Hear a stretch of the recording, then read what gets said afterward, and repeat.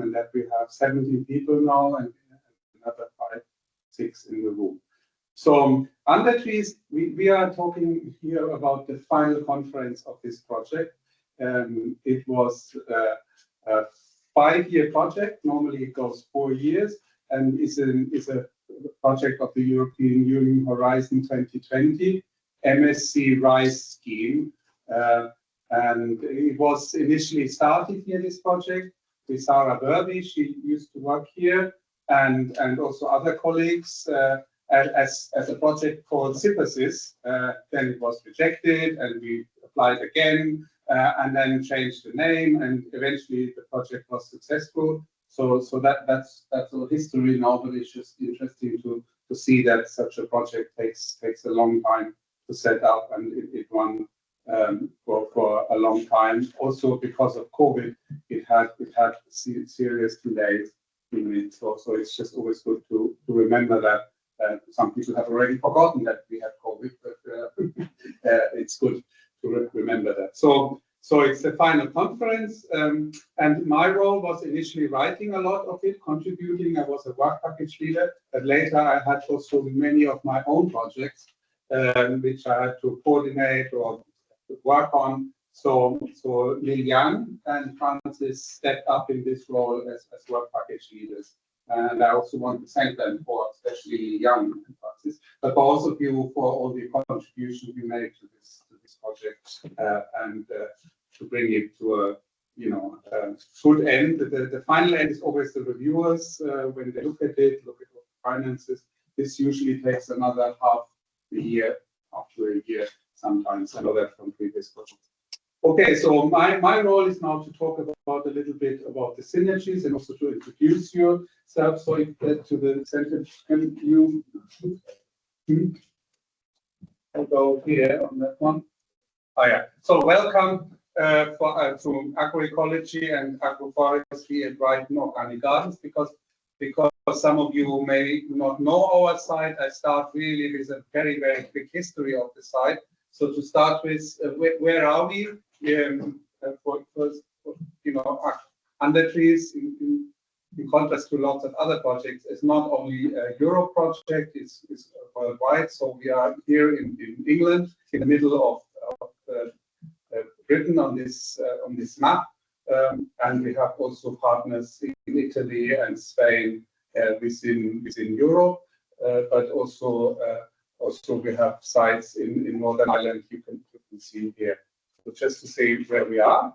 The place here has been with organic farming and horticulture since a very long time. It was initially founded as the Henry Doubleday Research Association. It's even a text in Spanish, so it's good to have that. So just to see that why we are here. So that goes long back. And in 2011, this center here was launched initially as a joint venture between Coventry University and Garden Organics. This was at the launch event in London.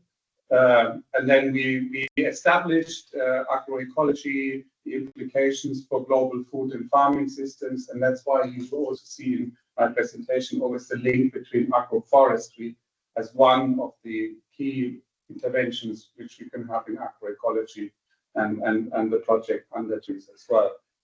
Then this evolved further. We created a new center, which also included research, and it's still here, on agroecology, water and resilience. This is core.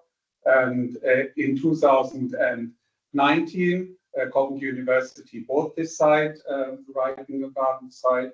And then there were some further restructures of our center, but we are still here in that way and continue working in the future. So that's us, where we are.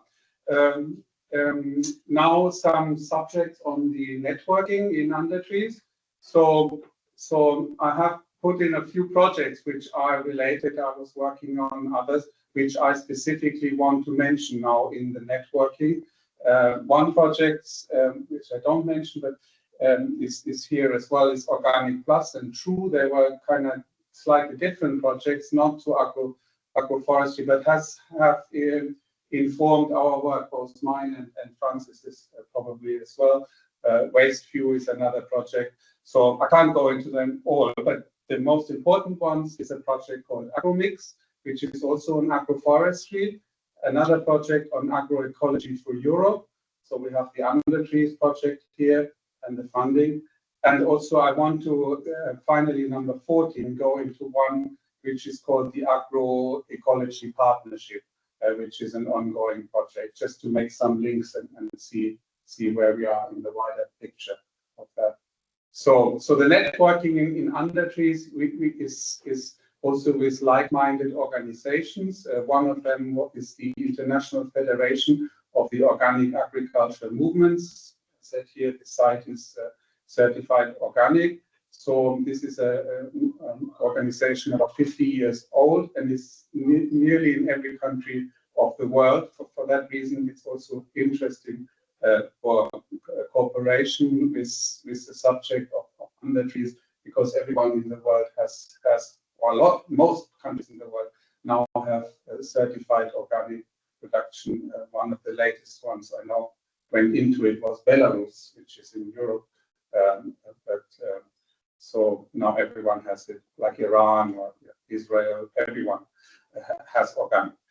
So the other work we work together is the International Society of Horticultural Science. This is interesting because we are working with trees, and fruit trees is a major section of ISAS, and they are also globally present everywhere in the world. And the other one, more European organization, is the Belmont Forum, which has also funded the Waste project, which has some relations to our project, and some colleague Marco went on that project. So maybe there's some links to be made, because you can always link. Also, if this project is mainly on water and other issues, it had a very interesting setup of living labs, which has actually been used now in future research as well, and also in the agroecology partnership. So the project you should look at in most detail is the AgroMix project. I put you, because it's a project which is now just finished. Today we had some final records to make on the publications, and some publications are still coming out from that project, and you can find them on a repository. It's called Zenodo. There you can find all the records for this project and also download them. Besides, you can also go to the project website, but if you are more into academia and want to write a paper, this is the place to go as such. So then the other project I mentioned is Agroecology for Europe, which was a CSA, Coordination and Support Action project, and has basically prepared, together with another project already called the Agroecology Partnership. And I will go a bit more onto this in detail later on, or the final part of my presentation, because this is ongoing and also goes up in the future for the next 2033, so next 7 years, this one. So it's a 10-year project, one very big project. And then I also want to mention the opportunities we have with our guests here to check on agroforestry. We have a network. It's called the Agroforestry Open Weekend, and has been running for a couple of years now, and is also organized, at least co-organized, with staff from Coventry University, which gives you the opportunity to learn on agroforestry as well. So we have done quite a bit of networking there. In terms of the networking in agroecology for Europe, in this project we have done a big mapping of agroecology. Again, this is not agroforestry, but agroecology has a lot of initiatives which are interested or related to agroforestry. For that reason, the networking is important. We have here volume 2 of this country reports, and there's a third volume coming. So this documents the development of agroecology in Europe everywhere. So it includes every country, including countries which are not in the EU, and also on let's say Serbia, for example, Albania, I think Moldova. So it's really fully covering everyone in Europe. So no one is left out. This was one of the aims, and I think Ukraine as well. So it's just to see where agroecology is and the mapping of it as well. And we also went into it as a center in terms of living labs and research infrastructures for that subject. The next one is the agroforestry open weekend. I kind of mentioned that already. So this is just what we've done this year. This is their website. You find it on the link. Obviously, for this year it's too late because the open weekend was 3 or 4 days, but it gives you also a very good insight in terms of the farms and handbooks and guides to see what agroforestry is and in this country and under our climate conditions. And as you know, maybe not, agroforestry has been in some way more developed in the global south. So all the big conferences have been, only recently was one in Europe, otherwise the agroforestry conferences were somewhere else. So we are, in this case, Europe is kind of following other people, not leading. So there's a lot of knowledge. But this is where we are, and obviously we take a slightly different take on the agroforestry as a modern intervention for us, because we have also historic and old agroforestry has also to be quite efficient in terms of labor use and labor efficiency. So for that reason, you will see systems developed which also include machinery and efficiency and robots, if you want. If someone has them already, but if you plant a tree now, you should assume that maybe in 30 years you have a robot who does that in that country. So we did some visits here. So I don't know if I mentioned that. This was a farm just recently, which is a nursery. So that's very interesting because it's an organic nursery, certified organic, but also specializes a bit for trees for agroforestry systems. So that's a key input on that system to do that. This is very close to the Welsh border, and you see it was already very hot there. And one of the important things in our climate now is, even in a country very close to Wales, where we normally say it rains a lot, well, that was history. So you need to have the trees for shading as well. You're coming into a climate which is more continental, and that maybe brings me also to future research needs so that we can make more use of the trees. We don't really need in our climate the trees really to shade, so sunburn on crops is not such a big issue as in a much more tropical climate. But for some crops in France, for example, having a little bit of shade, you see there's some shade because the trees are not so big. So that is actually beneficial. If you would have a very big tree, it would be too much shade. So you would have to manage the trees in a way that you get the benefit. So that was one very interesting visit. The other one was at another farm. It's called Farm Ed. So you can see on this, it's getting small on this picture here, that this was a farm in Oxfordshire, very close from here, where the landscape is very empty and barren, big fields and lots of large landowners. So agroforestry can then do two things. We always say that, I can explain a little bit more here. You have around the field agroforestry, so hedges and woody species features. That gives you the first entry point into agroforestry. You protect your fields, get smaller, animals can use the shade. But then you also have infield agroforestry, so you can fill more trees right into this field. So and you can see that this farm has a nice site and has good meeting facilities and has good interest on that one. But it also shows that this is only the beginning. So this is entry level but maybe that was also your comment when some of you looked at it. You know, we could do that. They have done behind this picture. They have done some more hedges, more unmanaged land. So that was very interesting to interact with them, and you can continue with that as well.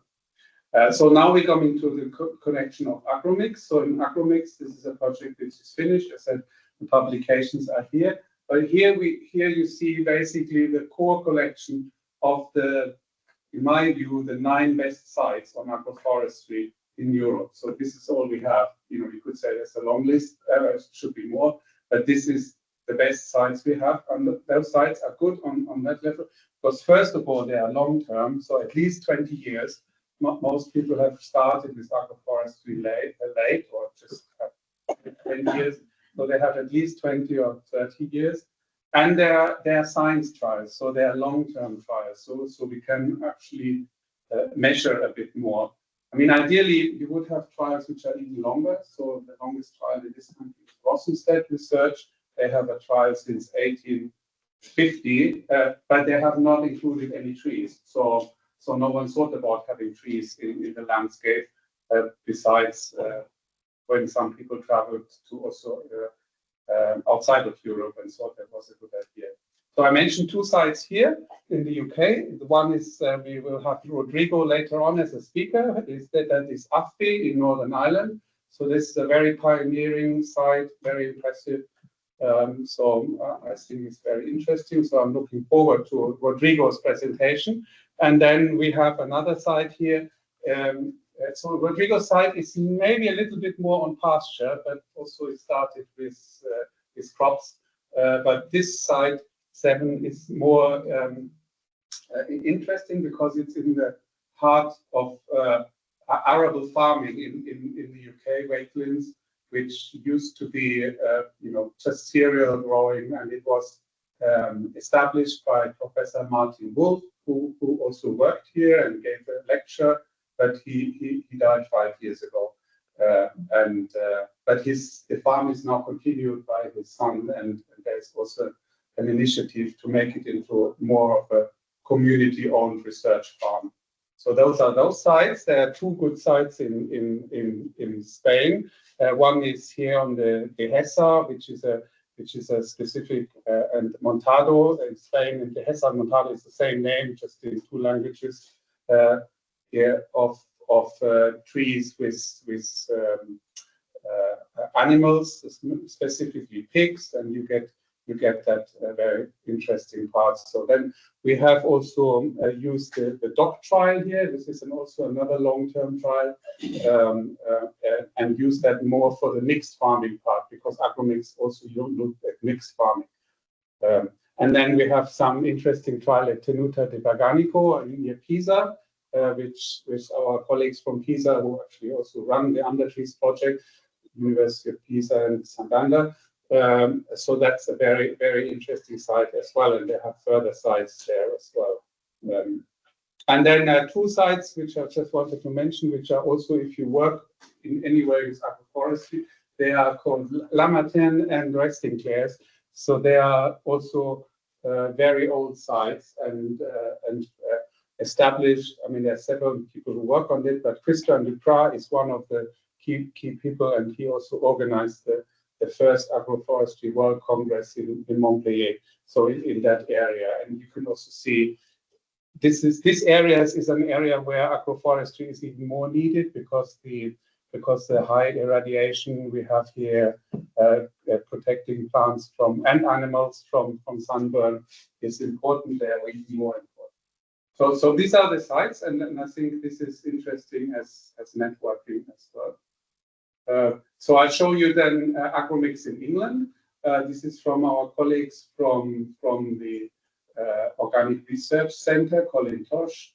He works a lot with us. This is an example with Dartington, where you can see a much more intensive way of agroforestry planted into the crops in this elderflower.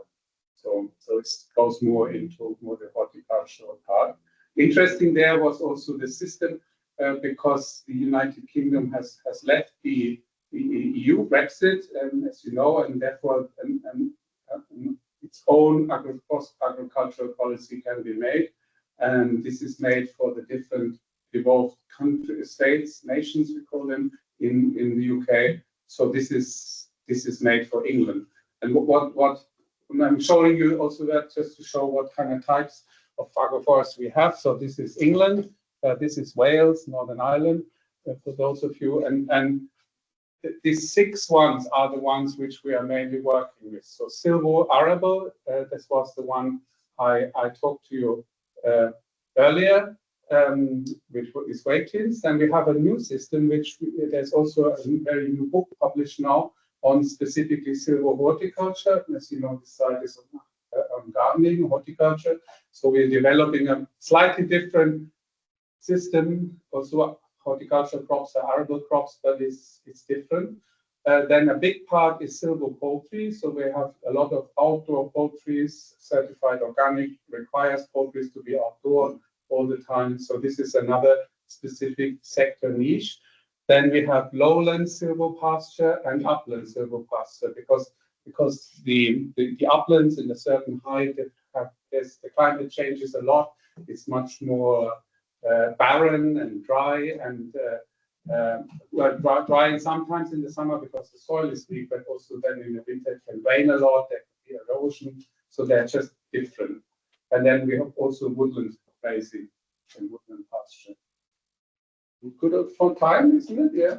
Yeah. I mean, you kind of nearly out. Yeah. Okay, so now no rush. Exactly. So it's interesting that comes from Colin as well. So what are the uptake, the barriers? And I think it's always, these are just in England, but they're often like that, where we have to still continue working as researchers, lack of understanding and knowledge of agroforestry. And that's why I try to explain a few things more. What is it for farmers? It's not always clear. So that was the first rung.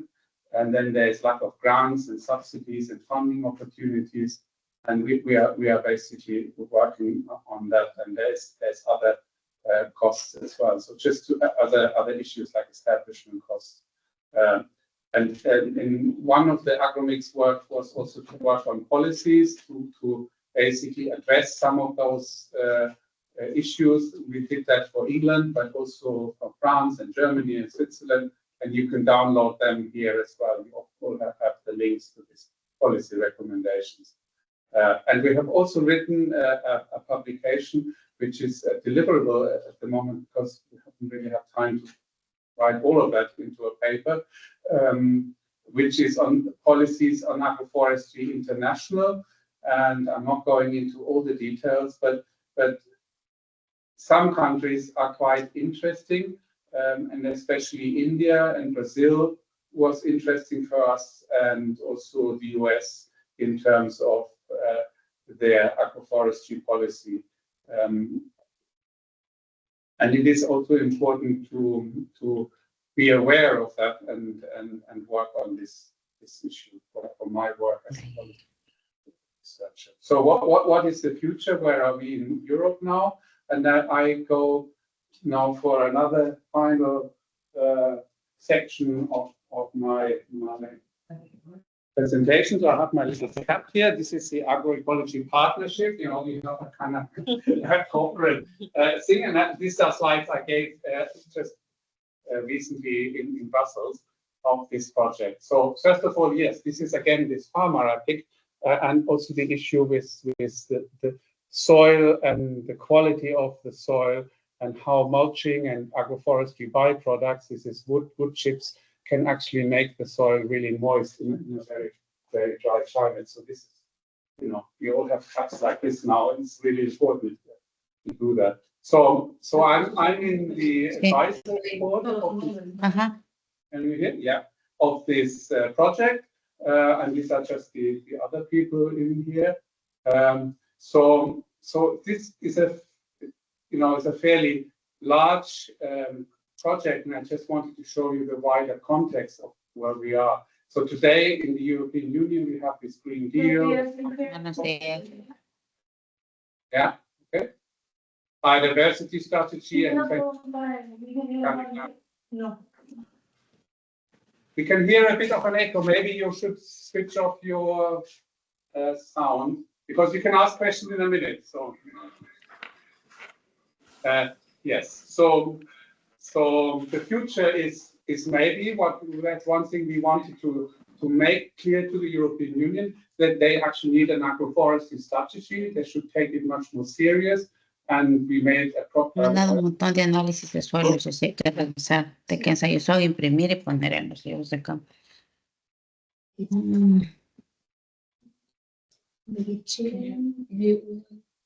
don't know, you have to mute everyone, but I think it's all right. So, agroecology, and we are trying to put that as the approach for the transition to holistic sustainability of food and farming. There is still a creative tension between today's private goods and tomorrow's public goods. So this is also one thing which is very relevant to UNDERTREES and to the work of agroforestry, that it takes so long for the trees to make the benefits. So that is really an issue. So that today you always have to often the pioneer farms, they just took their own money and made the right decision, you could say. But long term, this will create public goods. So this tension is really of interest. And this is the core, also the context for this wider cause. And you can see the vision of this agroecology partnership is promote agroecology through an approach based on living labs. So that what I said earlier in the Westview project and other projects developed that before has been considered as a very important methodology, and for that reason in this course, and they have 8 calls because it's over 10 years. It's kind of almost like a little horizon project, the whole program. They have adopted that now, so every project has to have that. So agricultural practices as well as transformation of value chain are in there, and it has both organic minus, if you could say, just agroecological practices for conventional and regenerative farmers, but it also has organic plus, where you then go beyond what's already organic. Phase out contentious inputs is one of those things where you can improve organics, but also have much more shorter food supply chains, and also more political agroecology, which looks at the power dynamics of the food system, who is in charge, who is actually benefiting from that. So that's also a strength of our center, is political. And I want to finish with what is now being discussed in the European Union. This is the latest paper. It's a roadmap for a thriving EU farming and agri-food sector. And it comes obviously from Ursula von der Leyen. She's the president of the EU Commission, and also Christoph Hansen, who is the commissioner for agriculture and food. And both of them are from the European People's Party. And I made that brackets, but I think it's kind of right to call them more center-right. They're not really left, but they're also not very right. So center-right is probably correct, but maybe they would disagree with that. But anyway, they are both from the same party and the same thrust in a way. And they have created a vision, and this outlines main initiatives, 12. I numbered them for 4 priority areas, and they're using words which sound good for agroecology and agroforestry. They want an attractive sector in agriculture. They want more fair income, new income streams, competitive sector, and value in food. However, will that be the case in reality? And that is the final slide, where I compared those 12 aims of the European Commission reviewing the legislation of food supply chain, and how could it be positive for agroecology or agroforestry? And the short answer is all of those things are in principle right, and they are necessary, and they are also based on a long-term consultation. So, and that's the plan for the European Union next 7 years.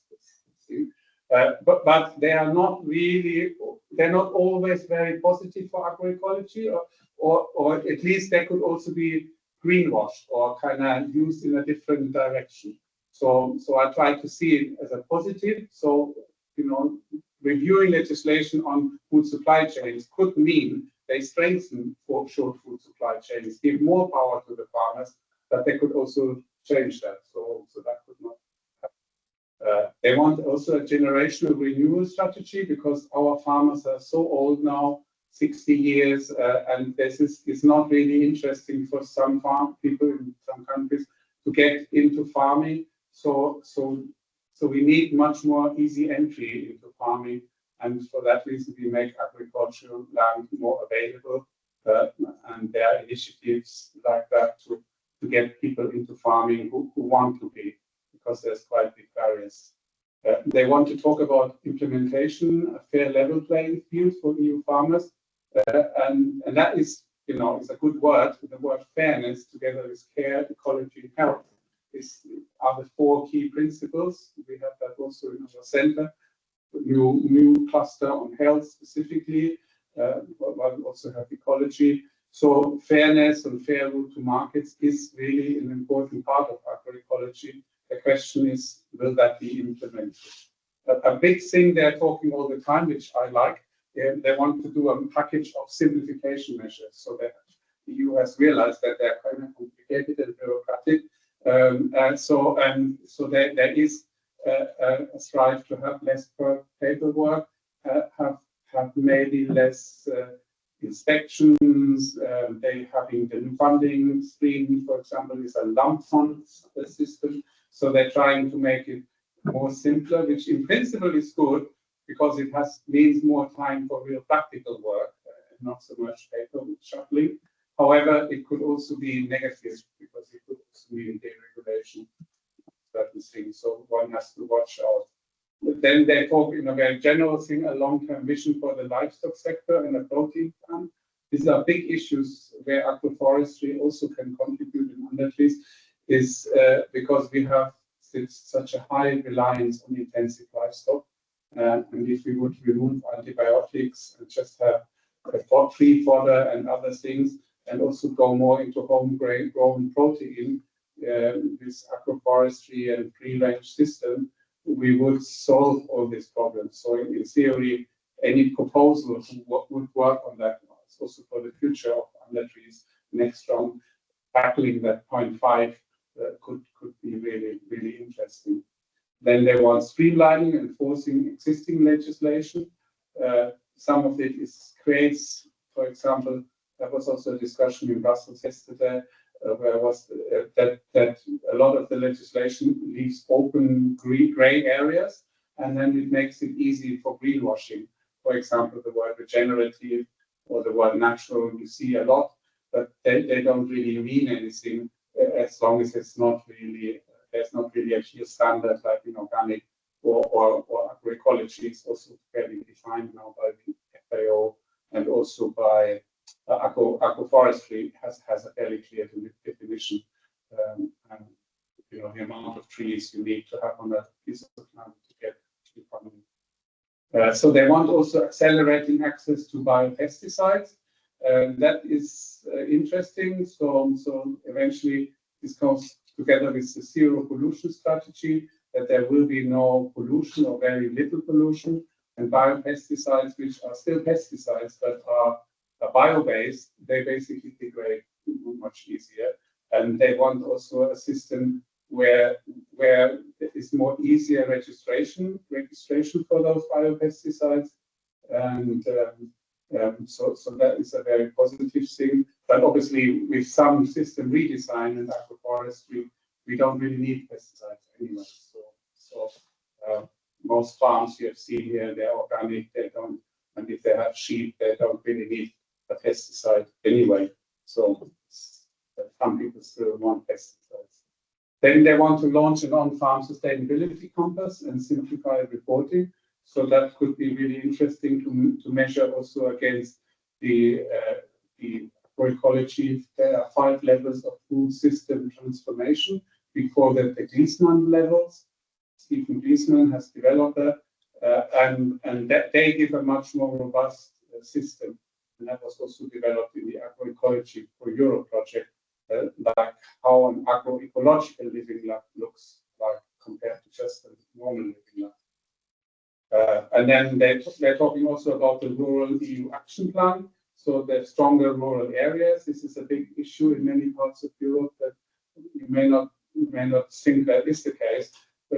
Is land abandonment, for example, in Galicia, in other parts, also in Italy, in Spain, in Germany as well, and also you could say in the UK, in the uplands, in Wales, in Dumfries, Galloway, places like that. We have people who are actually leaving the land and going to the cities, and that is negative.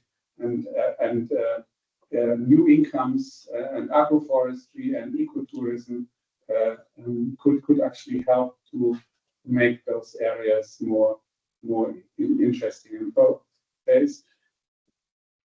and that is also interesting compared to, for example, we have as a member in this project the Heart of England Forest, and they also had quite a bit of backlash because people don't want too much forest. Where they planted more and more trees in the center of England. England has not enough trees, that's one thing, but only trees, and no one wants to live only in a forest. So the idea of agroforestry is then a much more easy sell because it gives you the trees and the open landscape and could be more beneficial for ecotourism. And then they want to set up an annual food dialogue and further reviewing the EU legislation on animal welfare. And those are two things, 11 and the livestock sector 5, because at the moment the trajectory is still more intensification of livestock. Everyone wants to eat cheap meat, and that comes only from intensive livestock systems where you use a lot of antibiotics because the animals are all indoors, so they have no free range and no natural light, and obviously you're asking for those troubles. And if you would remove antibiotics and make, for example, free range, kind of compulsory for animals, then you would get much better animal and also farmer welfare, because we know that farmers actually rather want to see animals outside and not also work always indoors under artificial light, which is the real issue. And then also the final point, we have another project, I haven't mentioned it, on public procurement, P4G, procurement for good project. And this is also a clear steer from the EU Commission to do that. So those things are happening now in a way over the next 7 years, and because the election has, next 5 years, I have to say, the election has been passed, and it's not that there's something changes because the EU Commission, they are in post now for 5 years. So this is what we have to work with, and where we then also can contribute our work into agroforestry and agroecology. So I'll leave it here. I thought maybe that's of interest for you to see the kind of, I try to be more on the bigger picture because we're getting much more into detail now. So thank you.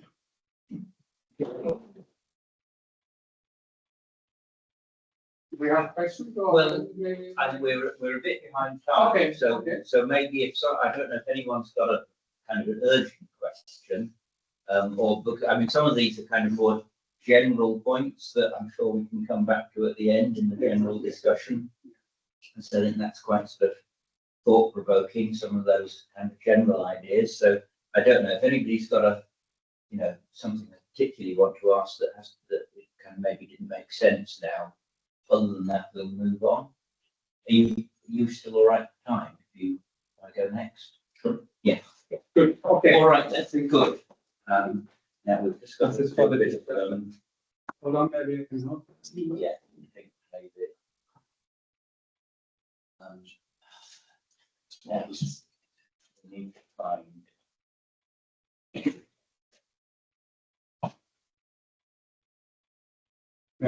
That's one.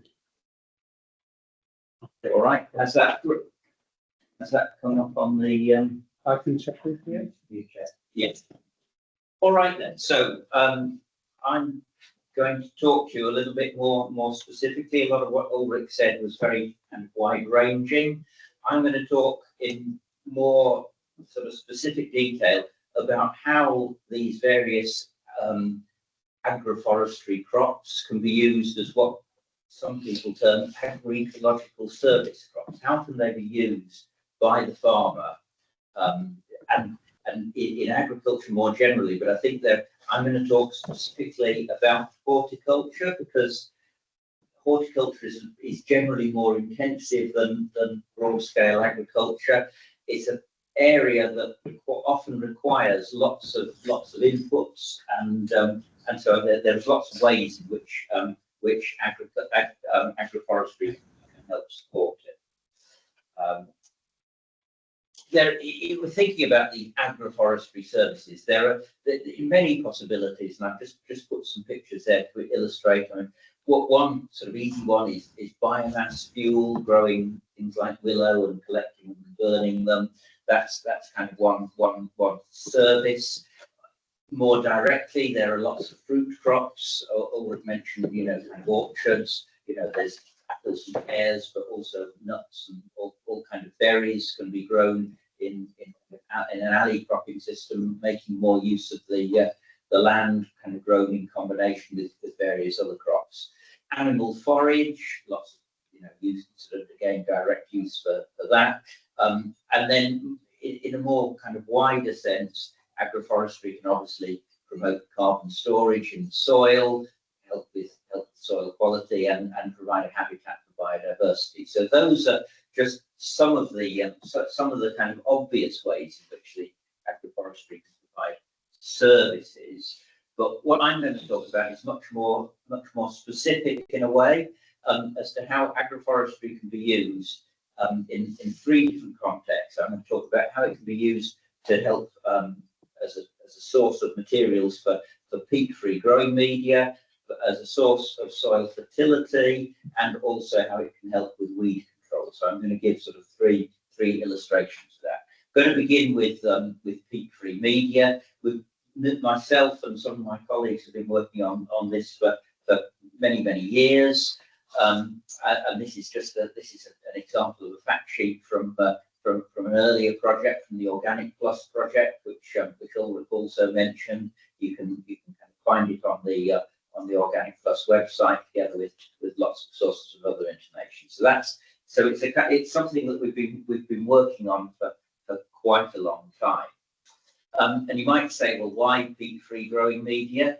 Well, peatlands provide lots of good things for the environment. They provide habitats for lots of rare species, plants and animals.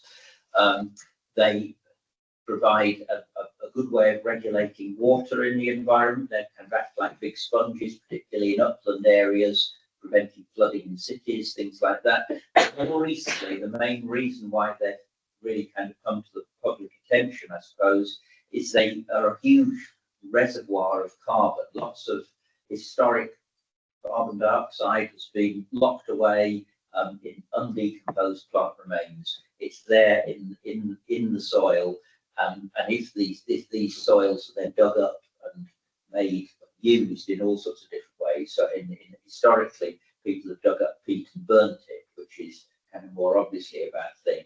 But draining them, digging them up, making them into growing media is bad. So there's reasons why these peatlands, which occur across much of the north of the world, kind of all the way from kind of Canada right across, through Europe into Russia.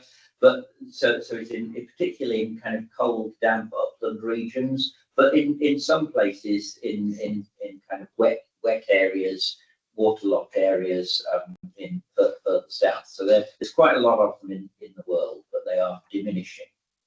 And the real problem is that throughout the 20th century, peat was this widely used ingredient in growing media because it's uniform, lightweight, stable, low in nutrients. It's like a really sort of blank canvas. So it's, in many respects, it's this ideal growing media, but it does have this environmental drawbacks.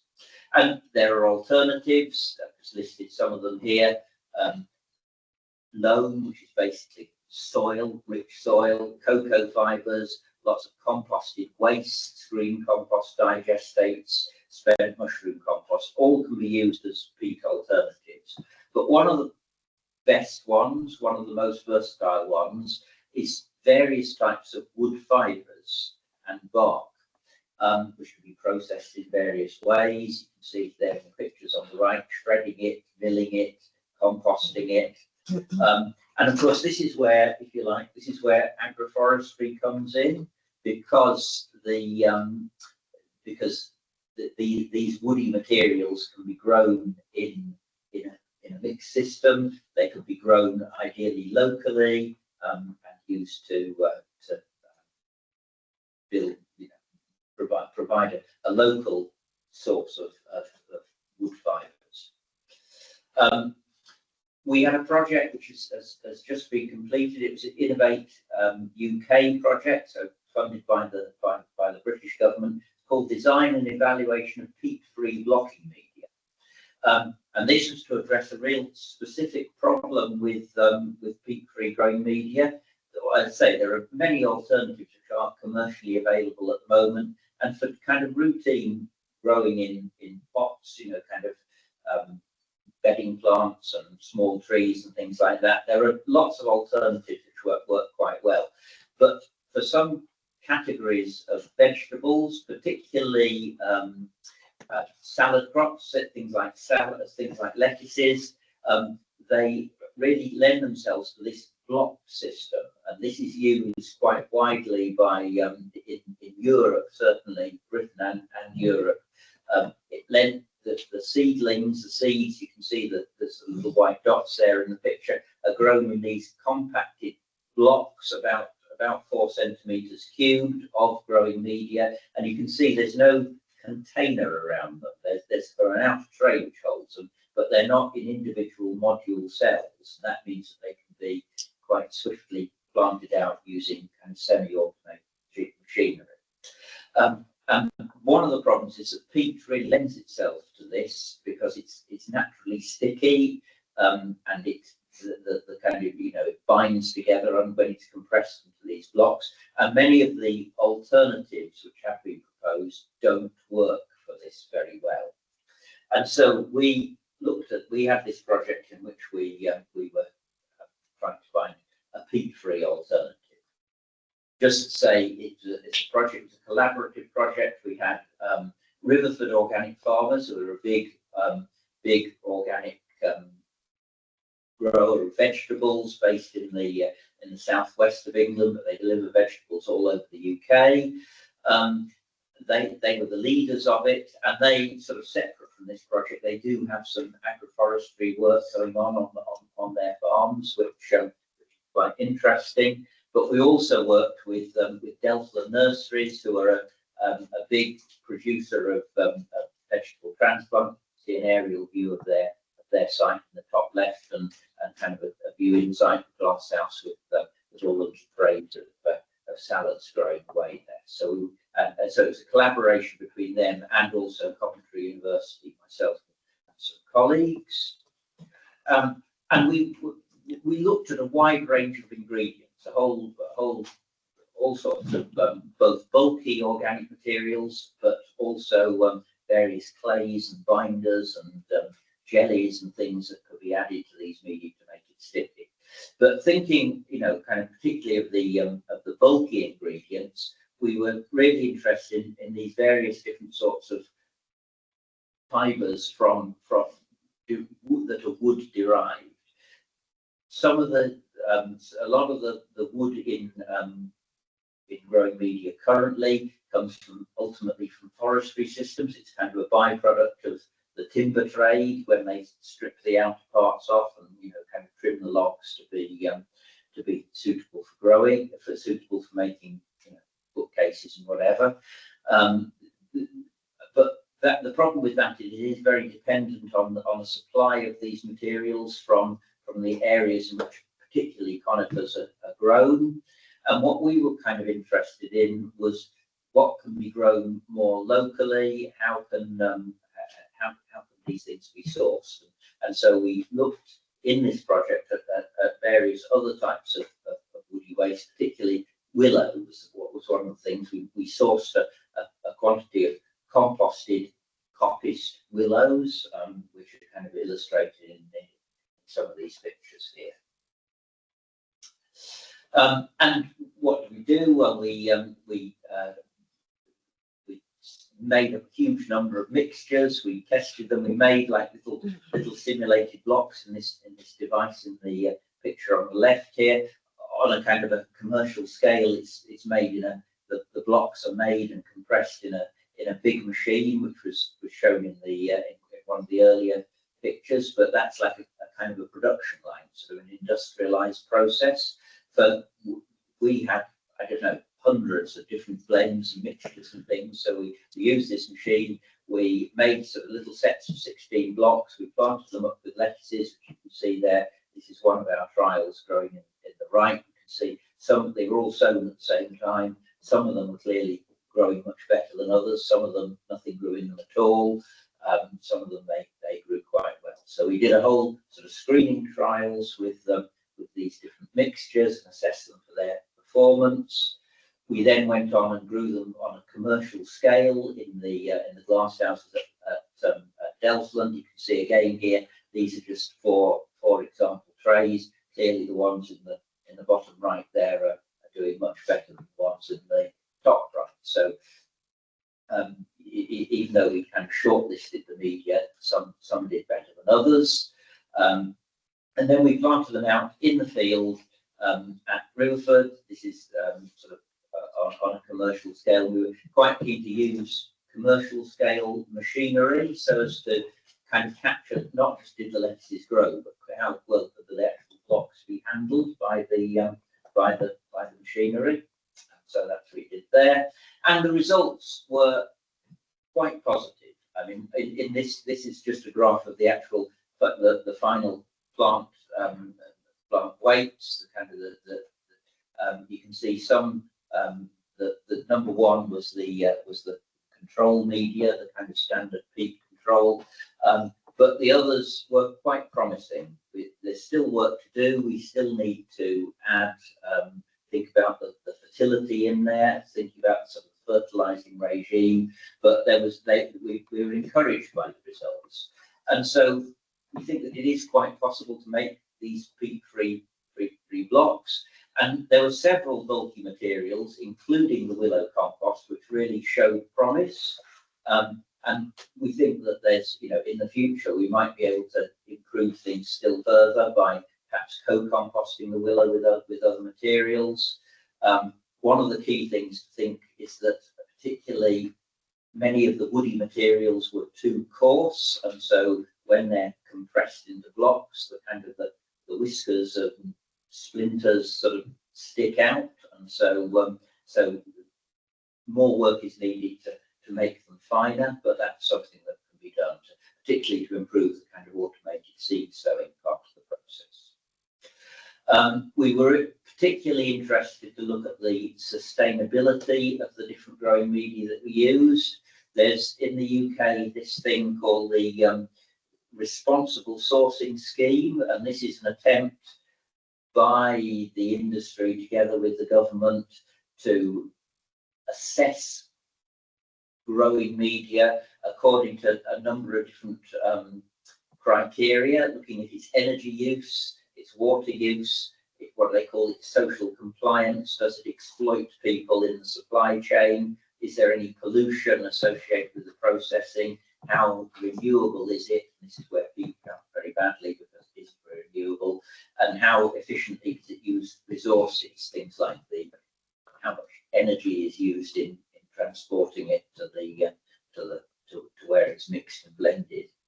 And so we did an assessment of our candidate growing media, the ones to be used in the slide that you've just seen. And I have to say that the willow compost scored really well in comparison to peat. It's got a lot going for it, certainly on the transport. on many of these things. Really, it's certainly a positive thing, and it has got this benefit that it could be produced locally. So, kind of in conclusion, we can say that for the growing media, it can be certainly a way of agroforestry could be a way of producing the materials in some sort of integrated horticultural system.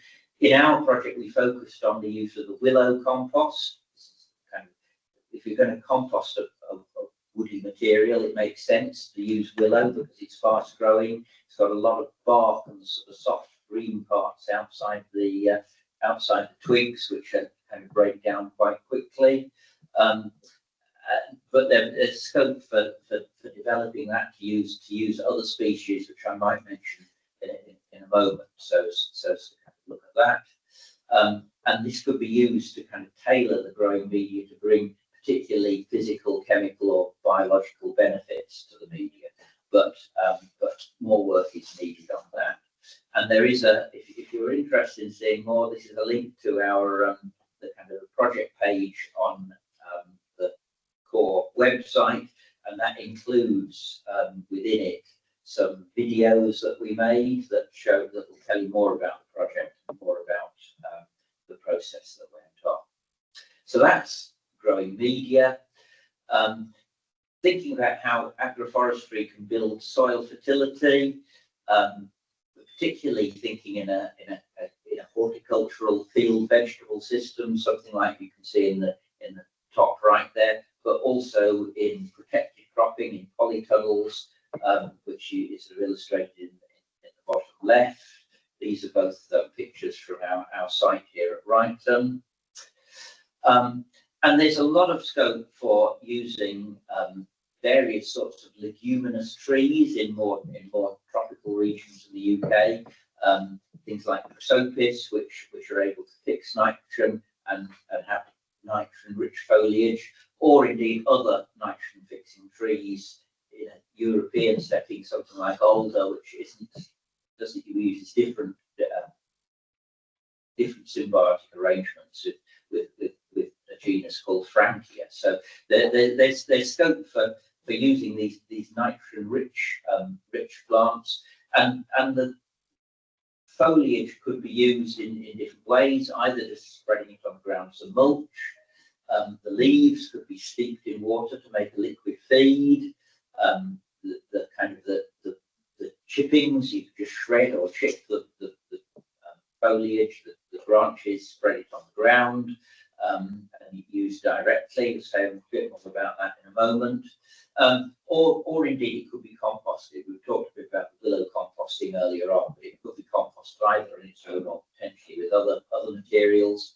Or the leaves, the actual leaf mold underneath trees, could be gathered up and used and spread as a soil amendment.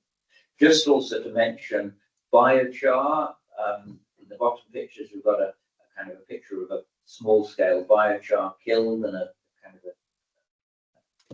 a microscope view of a piece of charcoal showing all the little holes in it. There's a lot of interest that has been shown in using biochar, perhaps made from woody materials. I think some people get a bit over carried away with it, thinking it's like the cure to everything. We've done some trials in which it's actually decreased the yield of the things that we've applied it to. But it's certainly an interesting area, and it's certainly another way in which trees, woody agroforestry byproducts could be used in horticulture. This is just a little example of some work that was done by Chloe Ward, who was a colleague who used to work here at Brighton Gardens. She's since gone on and done a PhD and done some further research work. If you want to see more about her work, it's really interesting. There's a website link there that you can see. And she's interested in this idea of calling them perennial green manures. So using woody plants in a kind of a landscape and looking at how they can be, how the nutrients can be moved about from one part of the system to another. And so she's done a lot of studies looking at this, and this is kind of an illustration of how they can be used, either just taking foliage or taking twigs or whatever, in a kind of a landscape setting. The idea on perhaps on a slope, having a kind of a barrier of trees which can utilize the nutrients that perhaps leached out by crops grown higher up the slope. So there's a lot of interest in that. This is just some of her pictures showing she particularly focused on alder as one of the crops. You can see there the roots of alder with the nodules that do the fixing, the foliage there at the bottom left.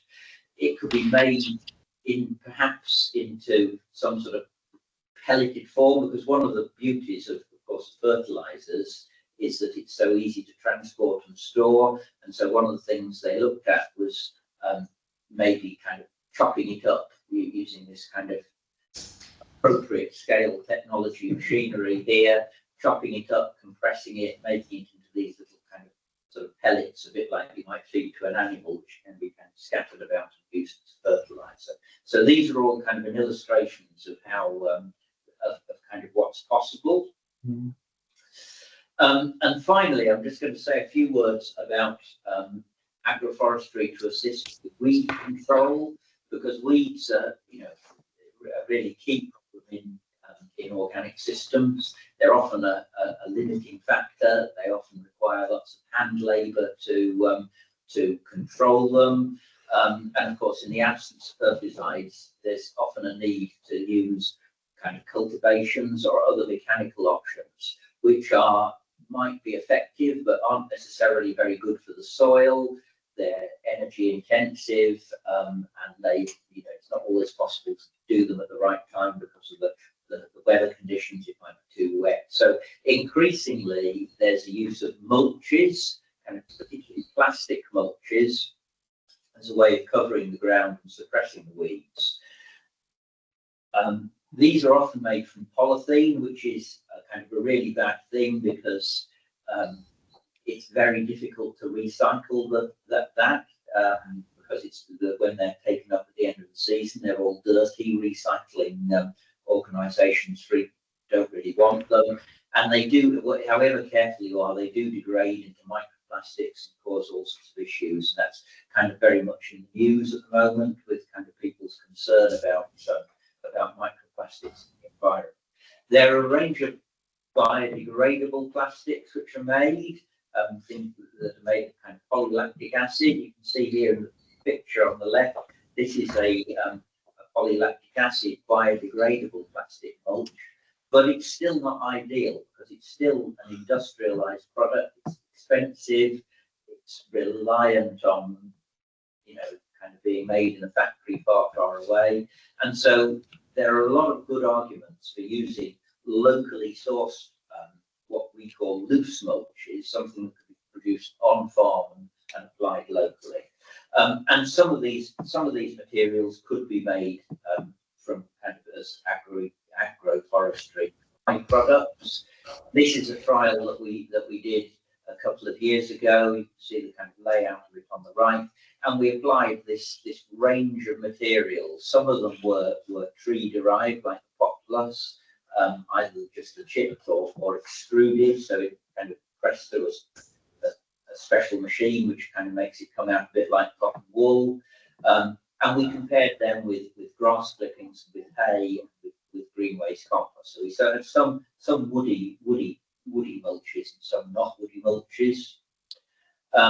And we found we monitored the weeds, we monitored the crops, we monitored the soil fertility.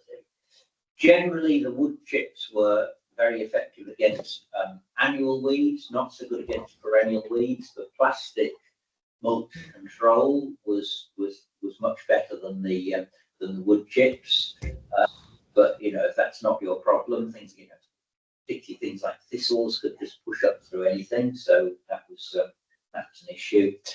There were interactions with soil fertility. This graph here shows the mineral nitrogen in the plot, in the soil underneath the mulches. Some people, when it comes to wood woody mulches are worried that it will immobilize too much of the mineral nitrogen in the soil, because you're adding a kind of rich carbon-rich material to the soil. We found in this experiment that wasn't such an issue. It might have immobilized the nitrogen just in the very top few millimeters. It wasn't. But it could be when the whole thing's incorporated at the end of the season. So I think they do need to be used carefully. But I think there's a lot of scope for using tailored mulches, perhaps looking at different species, looking at how composting them, different ways to optimize these mulches for different situations. And so, in conclusion to my talk, I think it's true to say that crop production, especially horticulture, currently even organic horticulture, relies on many industrialized inputs that are often contentiously sourced from either near or far away. If that could be minimized, that could be a good thing. And agroforestry offers great potential to generate materials that can form effective alternatives to these, that can kind of support soil fertility, growing media production, other aspects, kind of particularly the weed control. And together, these things can form an important way of supporting the circular bioeconomy, using materials, reusing materials, ideally locally, not having to carry too much about improving the resilience of the system. So I think that is the last slide. I don't know if there are any urgent questions that you want to ask now, or whether they can be held off for the discussion. If not, I'll hand over to Marco and do something clever. Something clever. We have a break later. I'll try and do something, but I'm not quite sure. Well, you've done it already. You've got slides on the screen. That's as much as we've got. Good afternoon, good morning, good evening, depending on where you are. My name is Marco van der Wiel. I will be talking about some research which I've done, which is entirely enabled through the UNDERTREES program. The UNDERTREES program, its main aim has been to allow researchers from different countries to go on secondments, to work in different environments and to meet different people and set up potentially new collaborations and look at their research from different perspectives. So I have been lucky enough to go on 2 of these secondments. My first one was to Chile, and I'll talk mostly about that. The second one was to Spain, and some of the work which I did in Spain actually is a continuation of the work which I did in Chile. I've presented part of my research before at a UNDERTREES workshop. Some of what for those people who were there at that workshop before, you will see that some of these things are the same, but these slides and this presentation goes much beyond what was presented there. So there's a lot of new material in here as well. So I'll be talking about pastoral grazing impacts on vegetation health in the central Chilean Andes.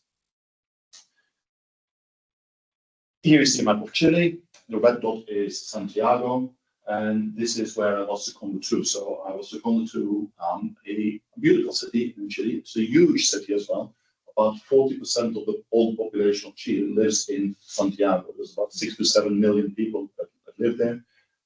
It's located in the foothills of the Andes, and you can see on this picture here the skyline of the city of Santiago, but you can also see its situation in the context of the Andes foothills. So it's a very interesting place to go to. Apart from being a very interesting place, it also is the home of the Pontifical Universidad Católica de Chile, which is where my secondment was. And show a couple of pictures here from the campus of the university, which is a beautiful campus. It's really nice to actually walk around on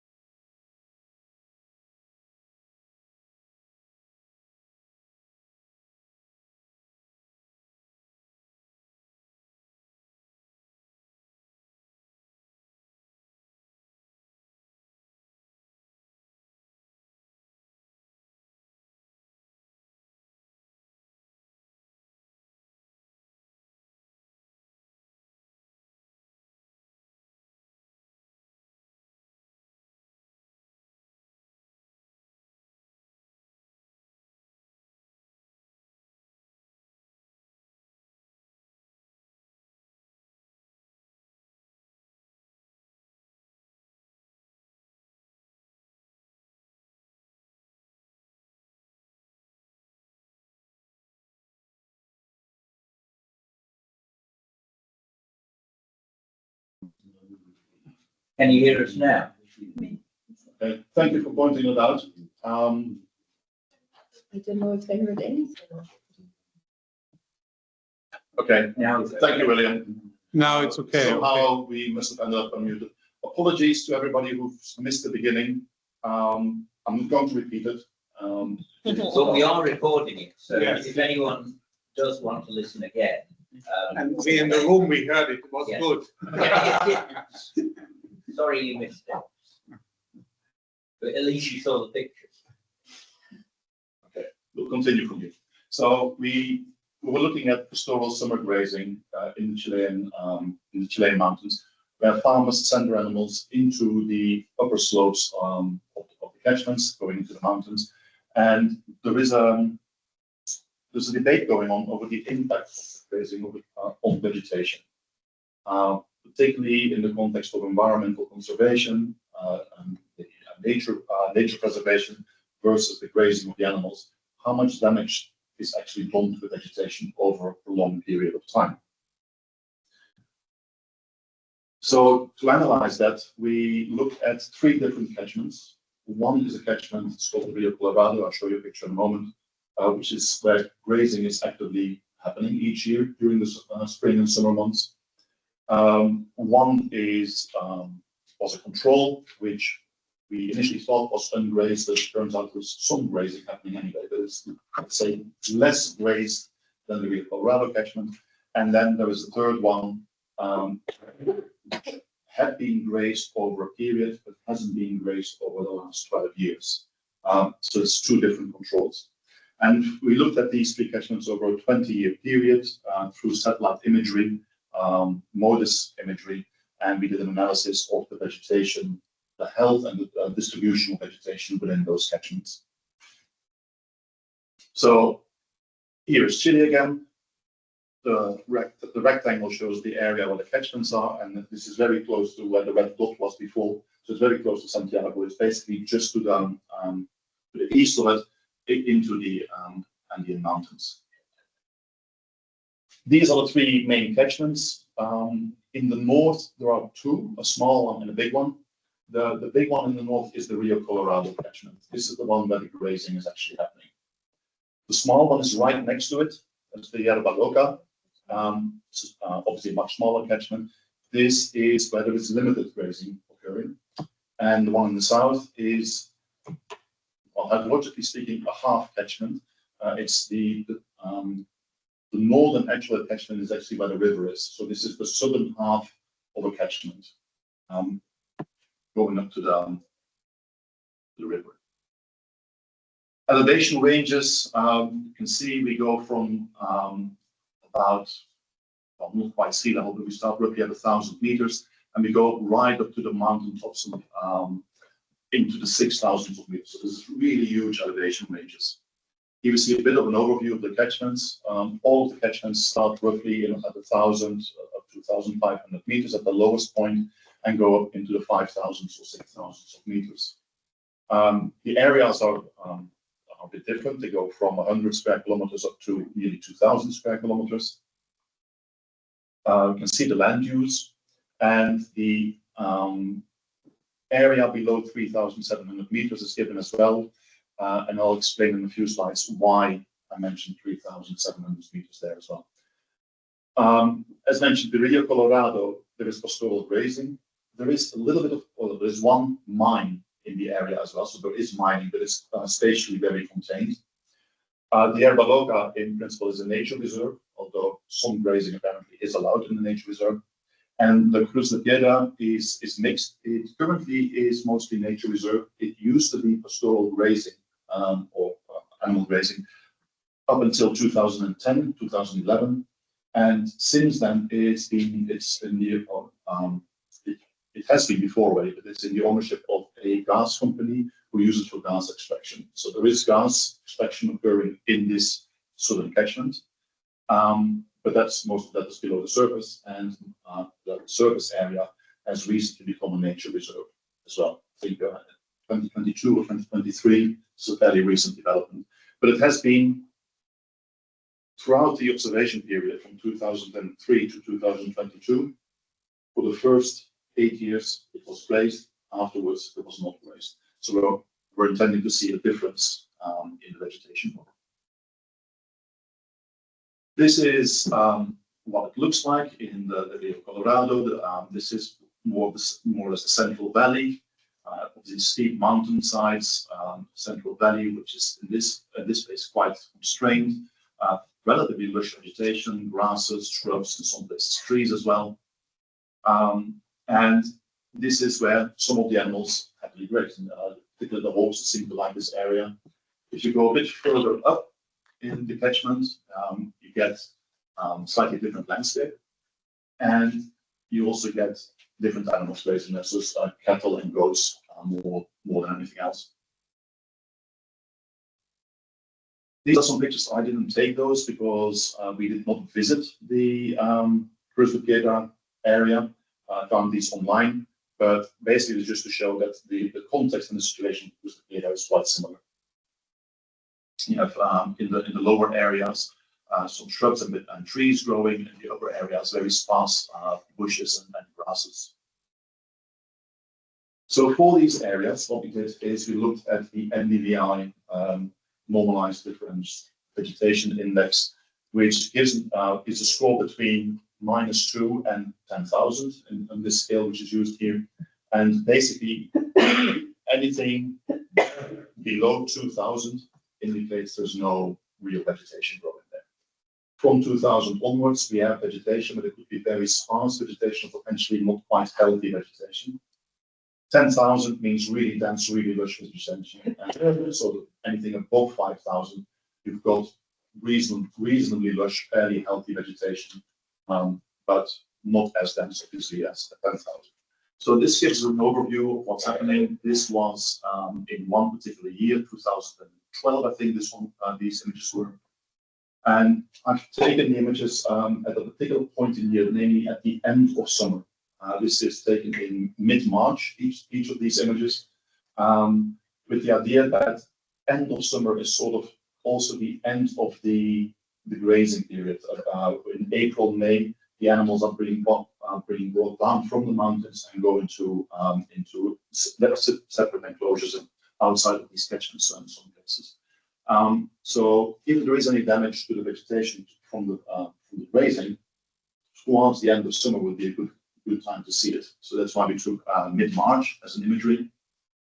And I was particularly, well, just to show the difference in vegetation again between the uplands and the Central Valley.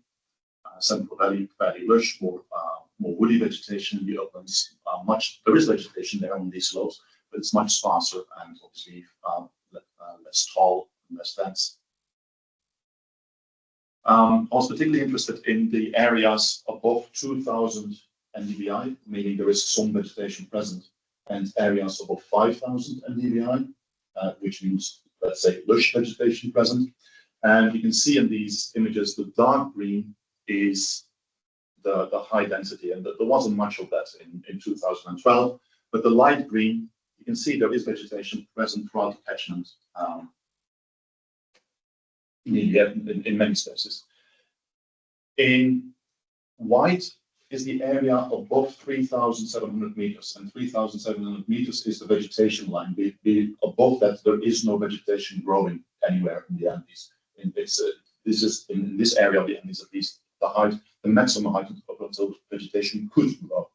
And the yellowish areas indicate they're below 3,700 meters, but there's no vegetation growing anyway at the end of the season. So these are quite often these are on fairly steep hill slopes. So this is what we found for 2012. Rio Colorado, Yerba Loca, about 40% has NDVI of 40%, so that about 40% of the vegetated possible area is actually vegetated. Lush vegetation is negligible. There's hardly any really lush vegetation in terms of area. So we can plot that. These are 40% for the Yerba Loca in green, 42% for the Rio Colorado, and the 21% for the Cruz de Piedra, which we had from that image for 2012. And then we can do that not just for 1 year, but we can do that for all of the years in the observation period. And this is what it looks like for the Rio Colorado. And it basically shows a long-term declining trend in vegetation cover. The vegetation cover is decreasing. There was a bit of a jump in 2016, but after that it's been decreasing again. 2020 was an anomaly as well. But by and large, the long-term trend is a trend of decline. And when I first saw this, when I did this for the Rio Colorado, that yes, we can see the impact of the grazing. Each year they graze and the vegetation is being reduced, and the next year it comes back less than there was before, and you can see a long-term declining trend there. I attributed this to the grazing, effectively a sort of overgrazing, because this is exactly what you would expect to see if there's overgrazing.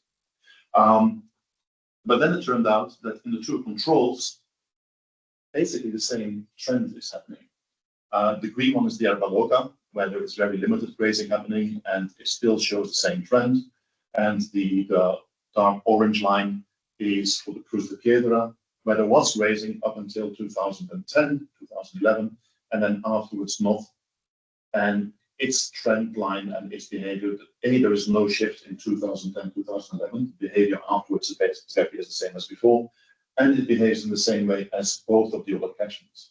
So the inference of this is that this decline is happening regardless of the grazing. The grazing seemingly has nothing to do with it. If the grazing in the Rio Colorado had an impact, its trend line and its behavior would be very different from the other two, but it's not. So my observations from that bit, first part of the observations, is there is a gradual long-term decline in NDVI and therefore in vegetation cover in all of these catchments. We see the same trend in both catchments, in all three catchments actually, and that the inference is there is a limited impact of the grazing itself, which was an interesting finding to see. But it leaves us with, well, a concern that this vegetation is declining and that that's happening anyway. And there was a question, if it's not grazing, then what is causing it? And because it's happening over the three catchments, we thought maybe climate change could be an impact there. So we looked at that as well then, and this is part of the work which I was actually doing whilst I was in Spain then, in my second secondment, but still working on the Chilean catchments. I looked at a number of meteorological indicators, and these are, I mean, slightly weird-looking graphs in a way, but the first graph on the left, let's look at that one, is the average monthly temperature in the month, in the months preceding the image. So the image was taken in mid-March. So the first average monthly temperature that I looked at is the average monthly temperature for 1 month preceding, so the monthly temperature in February. So for each of the months, for each of the years, I have an image in March, I have some NDVI data, and I looked at how much rain fell in the month before that, in February. And that's the light gray, the lightest of the gray lines that you see overall for all of the years. And then I thought, well, maybe it's not just the rain in the month before that could affect the density of vegetation. Maybe it's over a longer period. So maybe it could be that the rain over the 2 months before, so January, or maybe the 3 months before, December, January. So this gives me all the summer rainfall. And what you see here in increasing shades of gray, higher, darker coloring of gray, is the duration of the aggregation period. If I look at just 1 month before, it's light gray, up to the dark line, which is the 6 month aggregate. So total is the average rainfall per month over the 6 months. Because these start including the spring months as well, not just the summer months, we actually get the average monthly temperature is less. Similar for the daily maximum, you could do that as well. It's a different meteorological indicator that I looked at. I also looked at the monthly precipitation, which is a bit wilder as a sequence of graphs, but we can look at 1 month of rainfall, 2 months of rainfall, 6 months of rainfall preceding the date of the vegetation image. We also have evapotranspiration. The difference between the two, which is the precipitation residual, the rainfall minus the evapotranspiration. So this is the available water as such, and also a soil moisture indicator. And again, varying over 1 month up to 6 month aggregate data. What I then try to do is to try to correlate these time series for each of these categories to the NDVI data that I had for the vegetation in March to see do any of these meteorological indicators help me explain the density of the vegetation or the extent of the vegetation as observed in the NDVI images. And I could do that for each of the catchments, but actually because we had the climate data available at sub-catchment level, I could do it also at sub-catchment level. So the Ria Loca is just the Ria Loca, but the Rio Colorado is divided into 3 sub-catchments. The northern one is a tributary, is the Rio Olivares. The eastern one is the Rio Colorado, the upstream bit, and then a downstream one, downstream of the confluence with the Rio Olivares is the Rio Colorado downstream. And similar for the Cruz de Piedra, there is an upstream and downstream area. So actually I have 6 areas of doing my correlations with. I calculated the NDVI for each of those 6 areas and aligned them with each of the 6 meteorological indicators that I have for each of the 6 aggregation periods, durations. And if you do that, you end up with a lot of correlation coefficients. I don't want to go through all of them, but basically, if you can see for each one of these 6 blocks is a different meteorological indicator. Let's look at the top left: average temperature, average monthly temperature. Then we have 6 entries for looking at 1 month preceding, 2 months preceding, up to 6 months preceding the image. And then for each of the sub-catchments, the correlation coefficient in there. The shading of the coloring in there means if it's got a white background, it's not really significant. If it's got a light blue background, it's significant. If it's a dark blue background, it's highly significant. Similar for the oranges. Blue indicates inverse correlation, and orange indicates direct correlation. So dark blue, well, basically, first of all the dark colors, all the significant ones you see are at 3, 4, 5, 6 months of aggregation. So it's a long-term aggregates that tell us something, whereas the shorter term, 1 month, 2 months, don't really correlate very well. And that's the first observation. And the other one is that the 2 areas which give the best, the 2 indicators which give the best correlation are monthly average temperature and soil moisture. And soil moisture is positively correlated, average temperature is negatively correlated. So the warmer it gets, the less vegetation, the more soil moisture you have, the more vegetation. Again, I mean, these numbers are scientifically correct, but rather boring to look at. Graphs are prettier to look at, and this shows the same thing. This is average monthly temperature for 2 of the subcatchments. It's the Yerba Loca and the Rio Olivares. It doesn't matter because the other ones are exactly the same in terms of lines. But we can see that the monthly temperature, as it's varying through the orange line, that the vegetation density is almost a mirror image of that in the graphs in both of these catchments. And if I were to plot soil moisture for both of the catchments, you can see that soil vegetation density follows soil moisture, the same trends, the same peaks, almost exactly, and we get really high Pearson correlations for those. So, second set of observations is that the decline in vegetation cover does correlate really well with meteorological indicators, especially with average temperature and with soil moisture. And that we get higher correlations when we look at indicators which are aggregated over 4 to 6 months preceding the vegetation pinch. So conclusion of that is that the long-term decline in NDVI is due to climate change. Now I want to make some additional observations, but just as a summary of what we said, we've seen these declines in vegetation cover. Vegetated area is going down over long term.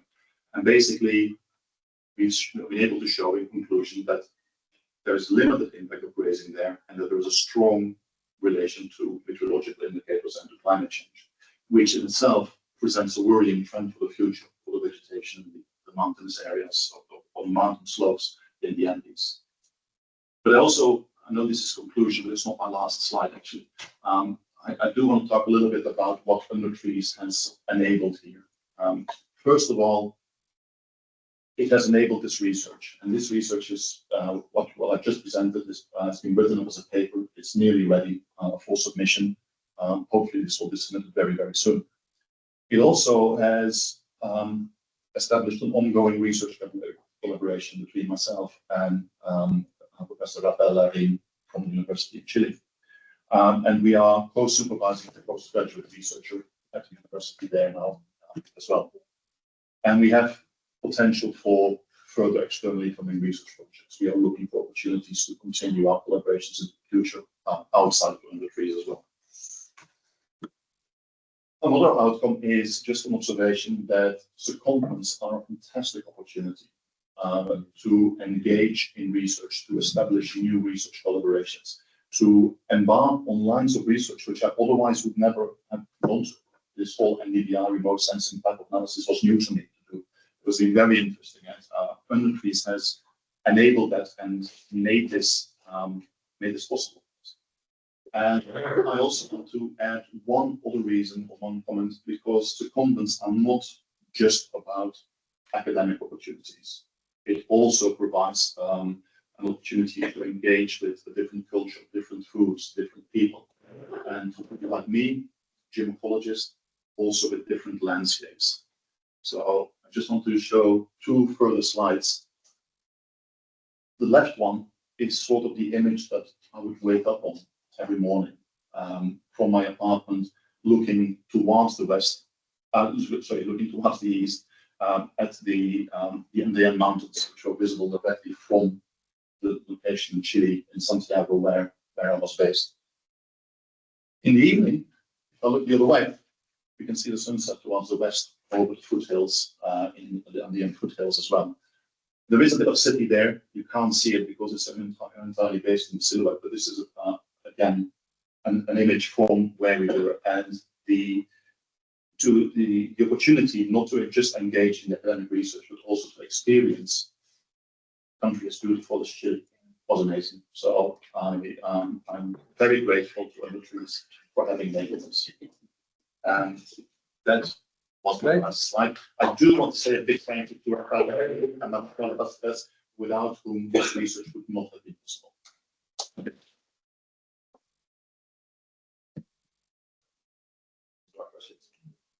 Are there any questions for Marco? Either here or online?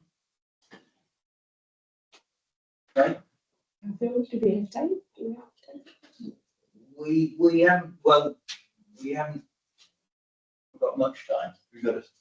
No, I just wondered, so you kind of shown that actually the decline and the concern which people have locally about the decline in vegetation and mountains is mostly due to climate change. But would you be able to subtract the impact of grazing from this? Like, could you actually say, okay, grazing makes it this percentage worse, or is that something which you wouldn't be able to say later?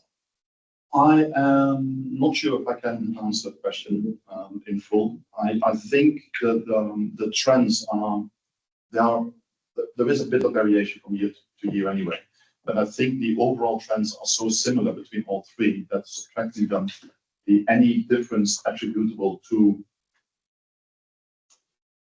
well, any difference that you see might be attributable to the grazing, but it could also be due to just minor variations from year to year in the rainfall or in the temperatures locally. I think it will be difficult to really say, because there are other differences between the catchments than just the grazing. So I wouldn't like to say that.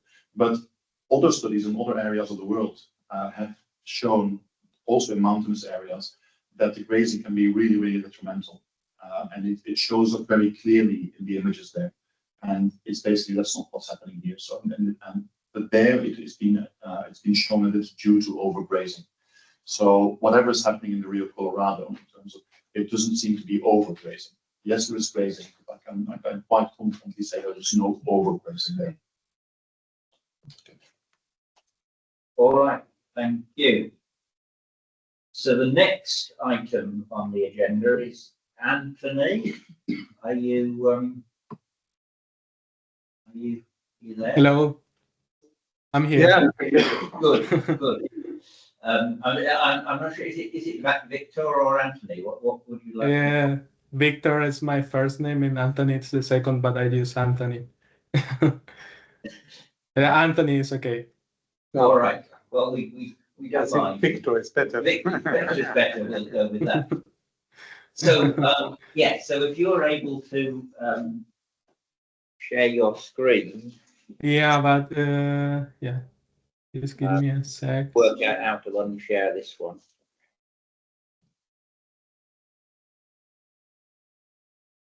No, we don't want to share. No, maybe if you're, are we still sharing? No, I think you, We're not, okay. no, so I think he just needs to share it. I could also mute. Now, can you see my screen? Yes, we can. Okay. Oh, so good evening, good morning, good afternoon to everyone.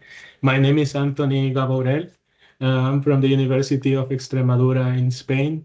And today I'll talk about this work that was produced in the context of the UNDERTREES project, but also in the context of the AgroMix project, which is the project that Ulrich mentioned before. So this presentation is titled Target Regions for Agroforestry in European Agricultural Landscapes. Just briefly, I will mention the contents of this presentation. I'll start with an introduction to agroforestry system, and then I'll follow with the methodology for the identification of target regions to introduce agroforestry. And then I'll continue with the results and conclusions of this work. As you probably know, agricultural areas in Europe are facing several challenges related to climate change and the intensification of the agricultural activity since the last century all over the world. So there is a need for more sustainable approaches like agroforestry. And in this sense, agroforestry systems improve the provision of various ecosystem services, as some of the other presenters also mentioned, which are related to soil, water, biodiversity, climate change adaptation, and the sustainability of agricultural operations. Here you can see an example of a silvopastoral system in Tuscany, Italy, where I did one of my secondments in Parco della Maremma. This is a Maremma breed cow grazing in a pine forest. So just to see one of the examples. Regarding this work, the main objective was to identify the target areas for the introduction of agroforestry systems in Europe based on environmental pressures and socioeconomic context. So more specifically, we mapped environmental pressure indicators related to agricultural systems, including climate change, water, soils, and biodiversity. Then we identify regions under several environmental pressures, followed by the definition of target areas where the introduction of agroforestry can reduce the impact of those pressures that we previously identified. And then finally, we characterize the socioeconomic context of the regions to facilitate the implementation of agroforestry. So how is agroforestry in the world? Well, globally, some estimates says that more than 43% of the agricultural land is agroforestry, but this is more important in some parts of the world, such as Southeast Asia, Central America, and South America. In the case of Europe, as you know, it's a very ancient traditional practice, although many of these systems have been disappearing since the past century due to the intensification of farming practices. And now, according to some estimates, in 2018, the agroforestry area in Europe is about 140,000 square kilometers, which is around like 6% of the utilized agricultural land in Europe. In Africa, it's kind of difficult to find an estimate, but the agroforestry systems there are tropical agroforestry systems mostly, such as savanna grazing, farm parklands, tree crops and shade trees, forested fallow, plant farm trees, home gardens. And they are very important mostly for rural communities because these agroforestry systems are mostly in countries like Tanzania, which is one of the countries that is involved in the UNDERTREES project. In these countries, agroforestry systems are more in the semi-subsistence or subsistence agriculture. So they are very important for the local economy, for the family economy. But in this case, we are focusing on Europe. So why agroforestry? Well, we already talked about this, but basically because it improves the provision of various ecosystem services in the economical, environmental, and sociocultural aspects. Here you can see in this chart, we have different types of agroforestry that on the next slides, I will mention some of these definitions. But basically, you can see here that the different types of agroforestry are providing different regulating services, supporting services, and also some cultural ecosystem services that are very important for the agricultural areas. We can see, for example, that agroforestry is increasing soil formation, improves genetic biodiversity, water provision, nutrient cycling. And well, there is a lot of scientific evidence around this that you probably know.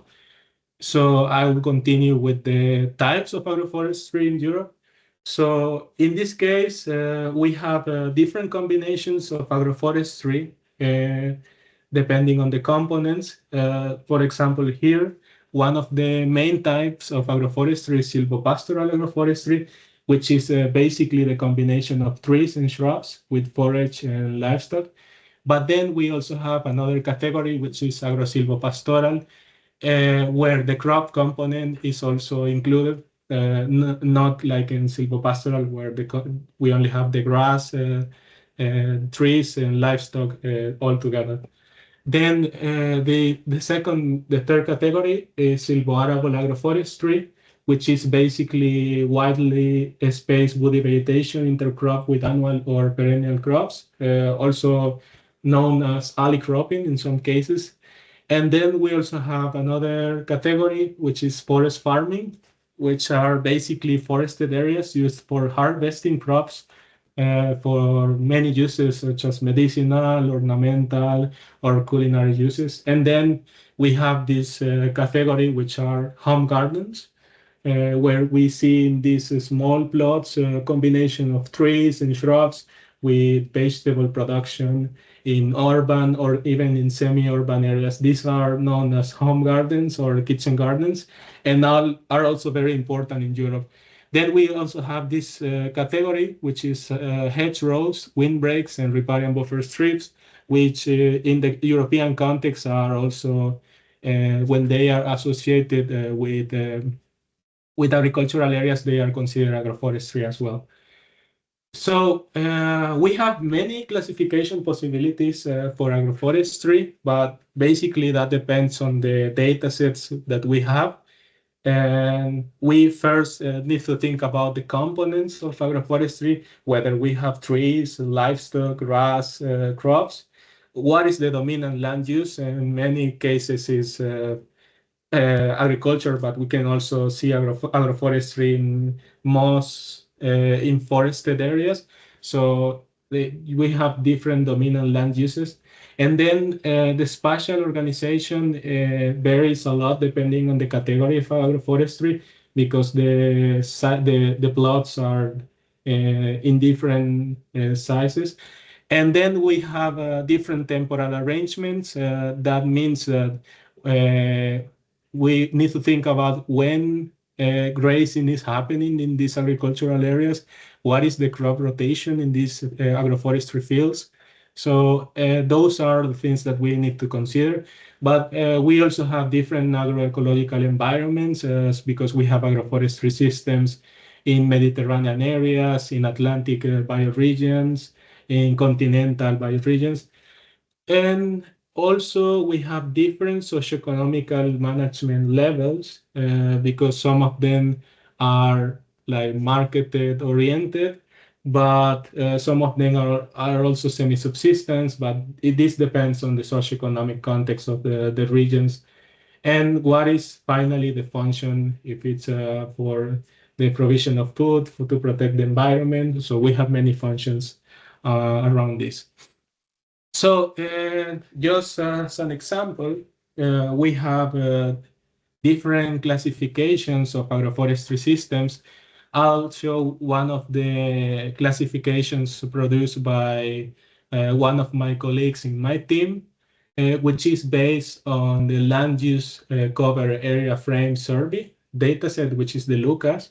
So we have these two categories, kitchen gardens, which is the same that I previously mentioned.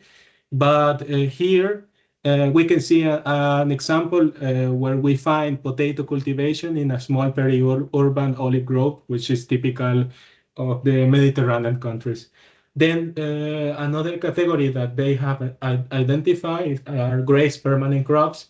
You can see here sheep grazing in olive groves. So you have the permanent crop component in livestock. And we have the following categories, which are silvoarable systems. Here in this example, we have a chestnut plantation in combination with the paprika cultivation. So you have the tree and the crop component.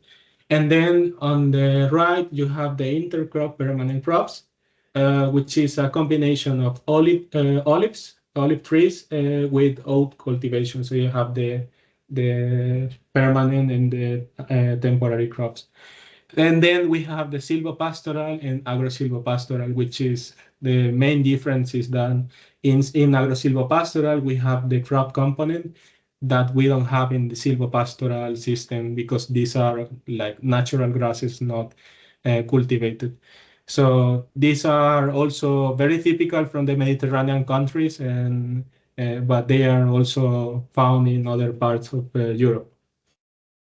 So why is agroforestry important now in Europe, in the European policy framework? This is something just to understand what is agroforestry or where is agroforestry in the European policy framework. Basically, in the European context, the UN's 2030 agenda is translating into the European Green Deal, which has like three pillars or three policy tools, like the farm to fork strategy, the EU biodiversity strategy, and the common agricultural policy for this reporting period, which is the 2021-2027, where agroforestry is mentioned as one of the solutions to increase sustainability of agricultural areas in the European Union. And basically, in these strategies, they are supporting the uptake of agroforestry and the increase of agroforestry in the EU countries. And it's basically in the national strategic plans of the CAP, of the current CAP. Agroforestry is one of the solutions that will be introduced, but it will be depending on the national context as well. So this is just to set like the general context of agroforestry in Europe. And now I'll continue with the methodology for this work. So basically, to identify target regions to introduce agroforestry, we selected potential agricultural areas for the introduction. So we are selecting temporary crops, permanent crops in grasslands, but we are extracting natural protected sites in agroforestry areas because in those places it doesn't make any sense to introduce agroforestry, or it's not possible because of many regulations that are taking place in these specific areas. And we are focusing on the European Union member states, UK, and Switzerland. So for the analysis of environmental pressures, we selected a total of 14 pressures indicators related to biodiversity, climate change, soil, water, identifying critical thresholds above or below which sustainability is compromised for each indicator. Then we are defining the target areas, basically combining spatially these environmental indicators to identify agricultural areas with a high accumulation of pressures. And then finally, we analyze the socioeconomic context, choosing relevant indicators to characterize the situation at the NOTS 2 scale, because the resolution of the socioeconomic data is not the same as for the environmental data. So the spatial data sets that we use are the Luisa-based map for the land cover and land use, which is an improved version of the Corinne. For the protected natural areas, we choose the Natural 2000 network for Europe, then for Switzerland, the Emerald network. And we also included the Ramsar sites map to exclude finally the protected natural areas. So these are the land cover classes that we are using for this analysis, which are temporary crops, as you can see some of these examples, non-irrigated arable land, permanently irrigated arable land in rice fields. Second, permanent crops. You can see 3 classes included here, which are vineyards, fruit tree and berry plantations, and olive groves. And finally, we have pastures and natural grasslands, which are also categories relevant for this analysis. So what are the environmental benefits? So we are focusing on soils, biodiversity, water, and climate change, because these are the environmental indicators that we chose to analyze in these agricultural areas. So I'll just mention some of the benefits that scientific evidence is saying that agroforestry is providing, such as in the case of soils, we have improved soil physical, chemical, and biological properties, increased soil depth and water use efficiency, higher diversity and activity of soil microbiota. Then in terms of biodiversity, we have we know that agroforestry is providing habitat for many species. It also reduces species loss and also supports endangered species conservation. In the case of water, we have reduced water stress, increased water use efficiency, and less water demand is also associated with agroforestry systems because of this water use efficiency, of course. And then there is also an improvement in many cases of surface and groundwater quality.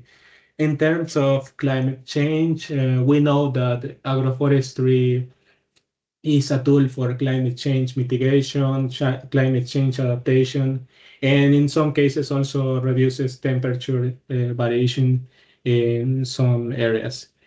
So because of this evidence, we selected these indicators, which for soils, we are including water erosion, wind erosion, soil organic carbon saturation capacity.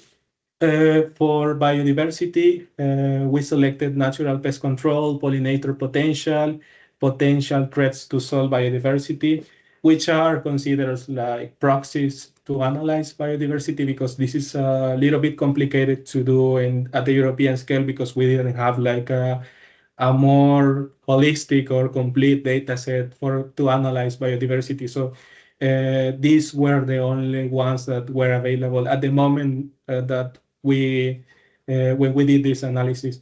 In terms of water, we also analyze irrigated areas across all of these countries, and nitrogen surplus. And in terms of climate change, we analyze annual mean temperature change, projected change, aridity index, drought frequency, and heavy precipitation. So all of these maps were transformed to a spatial resolution of 100 meters at the European scale. These are all raster datasets. And thresholds were defined for each indicator based on scientific evidence and statistical analysis. We have here the selection of these environmental pressure indicators. So if you're interested, I can share this with you.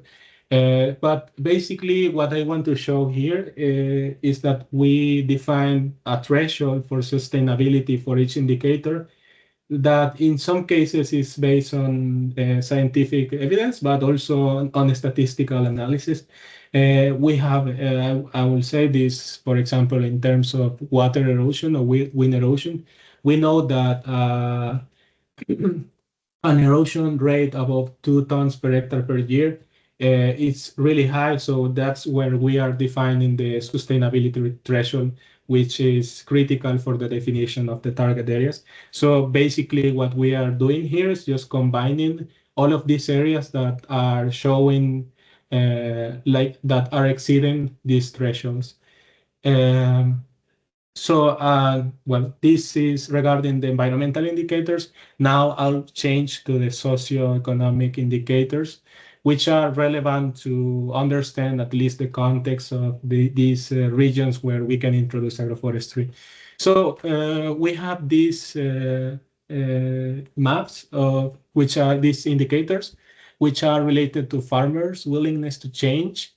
In this case, we selected training of farm managers, organic farming holdings. In the case of economy, we analyze economic size of farms and unemployment rates. And in terms of demography, we are analyzing age of farmers and the degree of urbanization. These indicators were described individually and then spatially combined to classify regions with similar socioeconomic characteristics at the NUTS2 scale, because as you probably know, this data, these socioeconomic data, which are actually the CAP context indicators, are only available at the NUTS2 scale. Well, not anymore, because now they have released some multi-scale data sets, but they are quite recent, so they were not available at the time that we produced these maps. But the most important thing here is that we define three contexts, three socioeconomic contexts to characterize these regions. I just want to clarify that the selection of the target areas is based on the environmental indicators, and these socioeconomic indicators are only providing context, and they were not like relevant for the definition of the actual target areas, but it's important for policy issues. So in the high profile, well, we define context one as high profile, which are regions with a confluence of positive characteristics, like a high percentage of the farm managers with full agricultural training, high percentage of organic farming holdings, larger farms in economic size, lower unemployment rates, and so on. So we define a second context, which is a medium profile, which were basically those regions that were not found in context number 1 or context number 3, which are like the extremes. And then we have context 3, which is a low profile context, because these regions are facing several socioeconomic challenges, like a low percentage of organic farming, lower farm income, relatively low percentage of young farmers as well, and rural areas, predominantly rural areas. These are like the category, the context that we define. So just moving to the results. First, we estimated the total agricultural area in about 1.5 million square kilometers. Then we excluded the protected areas in agroforestry systems. So our area of study was around 1.5 million square kilometers. which is representing like 34.9% of the total area of the European Union, the United Kingdom, and Switzerland. And then the range of estimated cumulative pressures was between 0. So this means that in some agricultural areas, we didn't find any of these indicators exceeding these sustainability thresholds. But on the other side, we did found, and you can see that on this map in red color, some areas, mostly found in Spain, Romania, which had up to 14 accumulated environmental pressures only in 1 pixel, which means that these regions, these agricultural areas, are not doing very good, and that's why they need a transition to more sustainable practices like agroforestry. So that's what we are proposing here. And the most frequent pressure value was 4 cumulative pressures, which is, well, in the map, it's not really easy to see because we have many pressures, accumulated pressures. But then the criteria to define target areas was to select only those agricultural areas that show between 6 to 14 cumulative environmental pressures. So that's why you are seeing here on this map.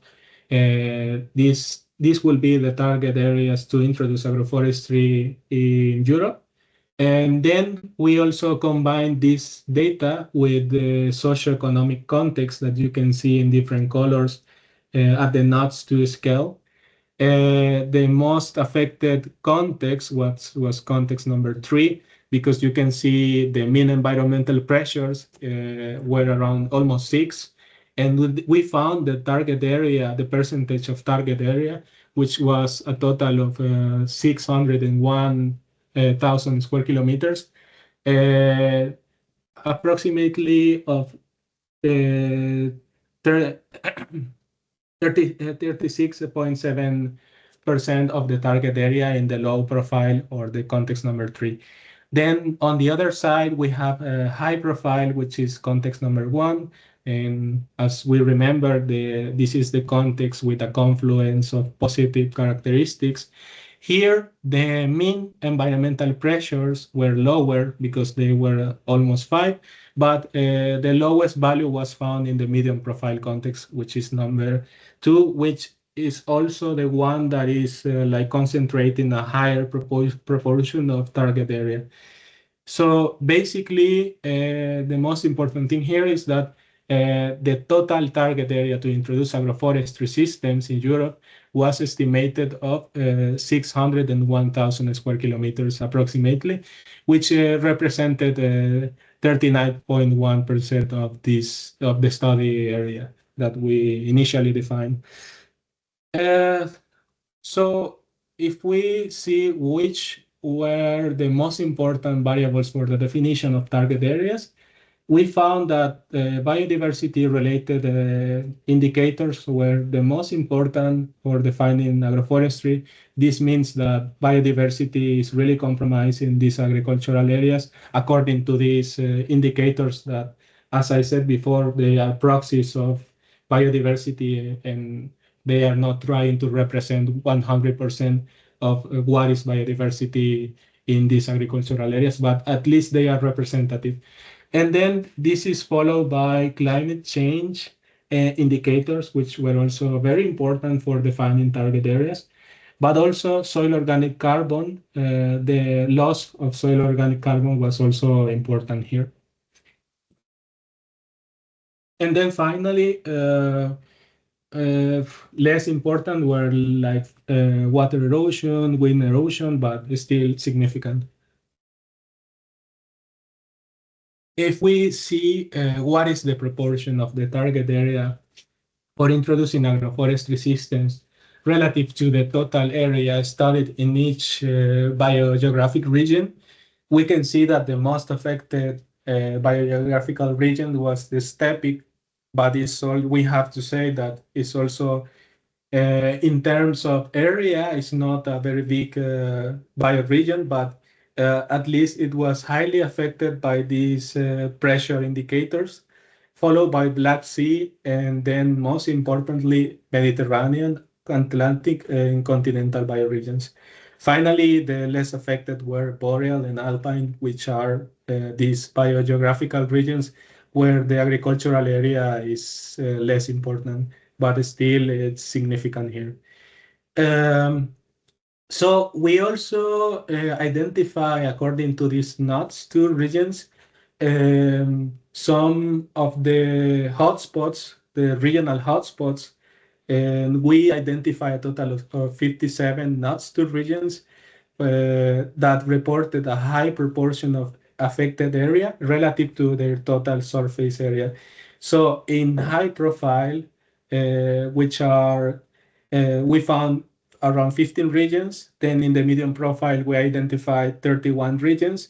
And in the low profile, we found 11. The most affected countries, as you can see in the map here, what you can see is the target area in proportion to the total area. So in red colors, you can see the most affected regions that were mostly found in France with 11 regions, Spain with 7, Romania with 6, UK with 6, and Germany with 6 regions. So these are the regions where these target areas that you can see in this map as pixels are showing higher concentrations, but you can see here with a different spatial visualization of these target areas. So moving to the conclusions of this work, we identify agricultural areas under high environmental and climate change pressures where the introduction of agroforestry systems is proposed to reduce the impact of these pressures. And then biodiversity-related pressures were the most significant, were followed by climate change pressure indicators to define target areas. And notably, regions facing the high socioeconomic challenges, like low-profile context or context number 3, also showed a high concentration of these environmental and climate change pressures. So this work is still under review, but it will be published soon. And we also produce a land use change interactive map in the AgroMix project. So you can check all of these maps and the socioeconomic context. And then if you're interested, I can send you the link. And then you also have my email here if you're interested. So thank you for your attention, and I'll be happy to answer any questions that you have. So thank you.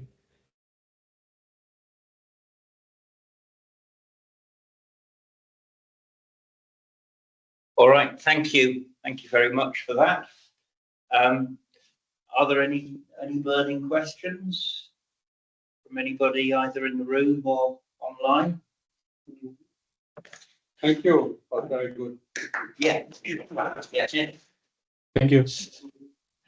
I was just thinking that maybe we should have a short break now. I know it's kind of not quite according to the timetable that we've had up on the screen, but I think it's Rodrigo next. So I think if that's all right with Rodrigo, if we have just kind of 5 or 10 minute pause and then go on to you, if that's all right, because I think it's certainly here in Coventry. It's quite warm. I think we could do with a bit of a fresh air and a quick drink. So if we come back, maybe, well, if we say 10 minutes, that will be 3:25, something like that. Is that all right?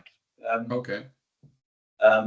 I know it will kind of eat into the discussion time that we've got at the end, but I think we could probably all benefit from a quick break, if that's all right. But we must try and be prompt rather than let it drift on too long. All right then, so we'll reconvene in minutes.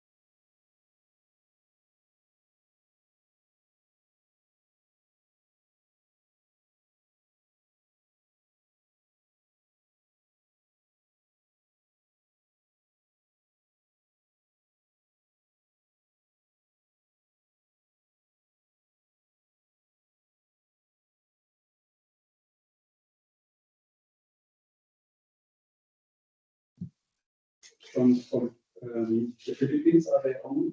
Yeah. Hello again. Sir Francis. Yeah. Rodrigo, I think we'll, we're, Yeah, should be- I'm here. we seem to have lost some of the people in this room, but hopefully they'll, Come back. hopefully they'll. Online is because they don't want to miss the shuttle from here. Right, yes, so some of They are the, rushing some of, as soon as they yeah, arrive. so some of the people who were in person, they'll be Yeah. online. All right. And then if they miss it, they won't get it. They will be a problem. Yeah, yeah. Yeah. All right then. So if you want to share your screen, we'll go again. Rodrigo. Yep. Can you Can hear you me? hear us? So yeah. Yes. I can hear you. Yeah. we can Yeah. hear you. We'll just turn the microphone off in the room now, so it doesn't get too noisy.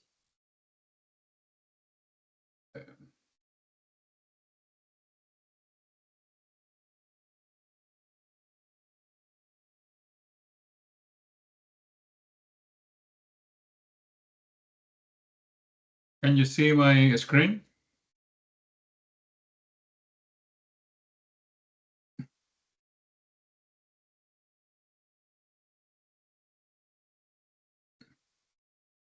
Yes, we can see it. Okay, good. Thank you, Anthony. Is it Anthony, isn't it?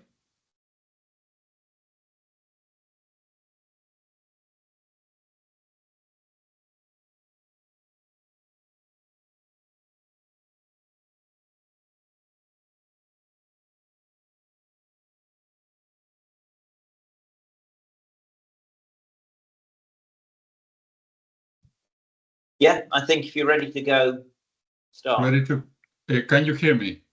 Yeah, we can hear. Yeah, we can hear you. Fine. Yep. Good. And everybody's back to the room, or we should wait a minute? No, I think some of the ones who were in the room are going to join online because because they've got a bus to catch. They're going to join remotely. Okay. Okay. Yeah. Here we go then. Yeah, go for it. Okay, so I'm going to talk about agroforestry in European cool temperature and Mediterranean climates. I will, conscious of the time, I'll try to do this in 25 minutes or 20 minutes, so then we can have time for a couple of questions. And well, so as you can see on the first slide, this has been a joint effort with those on the slides. For example, Susanne Schnabel from University of Extremadura, Francisco Lavado also, and Anthony Gabriel as well. Alberto Mantino from, at the time of the project, from Santa Ana University in Pisa, and also Alberto Cerrillo from Bexisa in Spain, and Laura Tonelli from the Marema Park. So most of these colleagues were quite critical at helping out conducting this section of the research. And first of all, I'm going to talk about agroforestry, but so most of the talk have been quite interesting in terms of defining agroforestry. And basically, agroforestry, as you have already heard, is just farming with trees. But also there are a number of definitions on the literature defining agroforestry, but those definitions vary depending country, continents, and locations.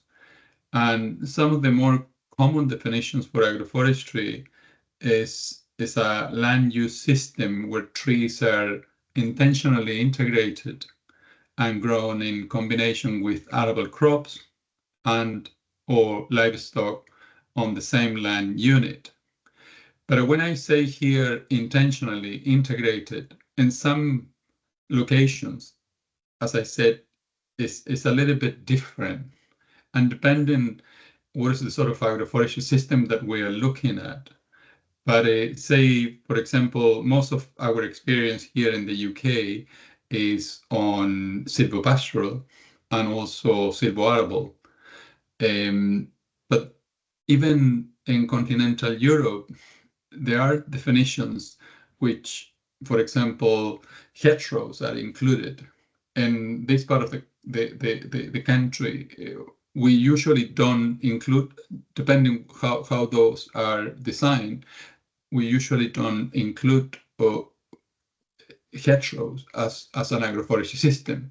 So then that's why we have to be a little bit careful in defining this agroforestry system.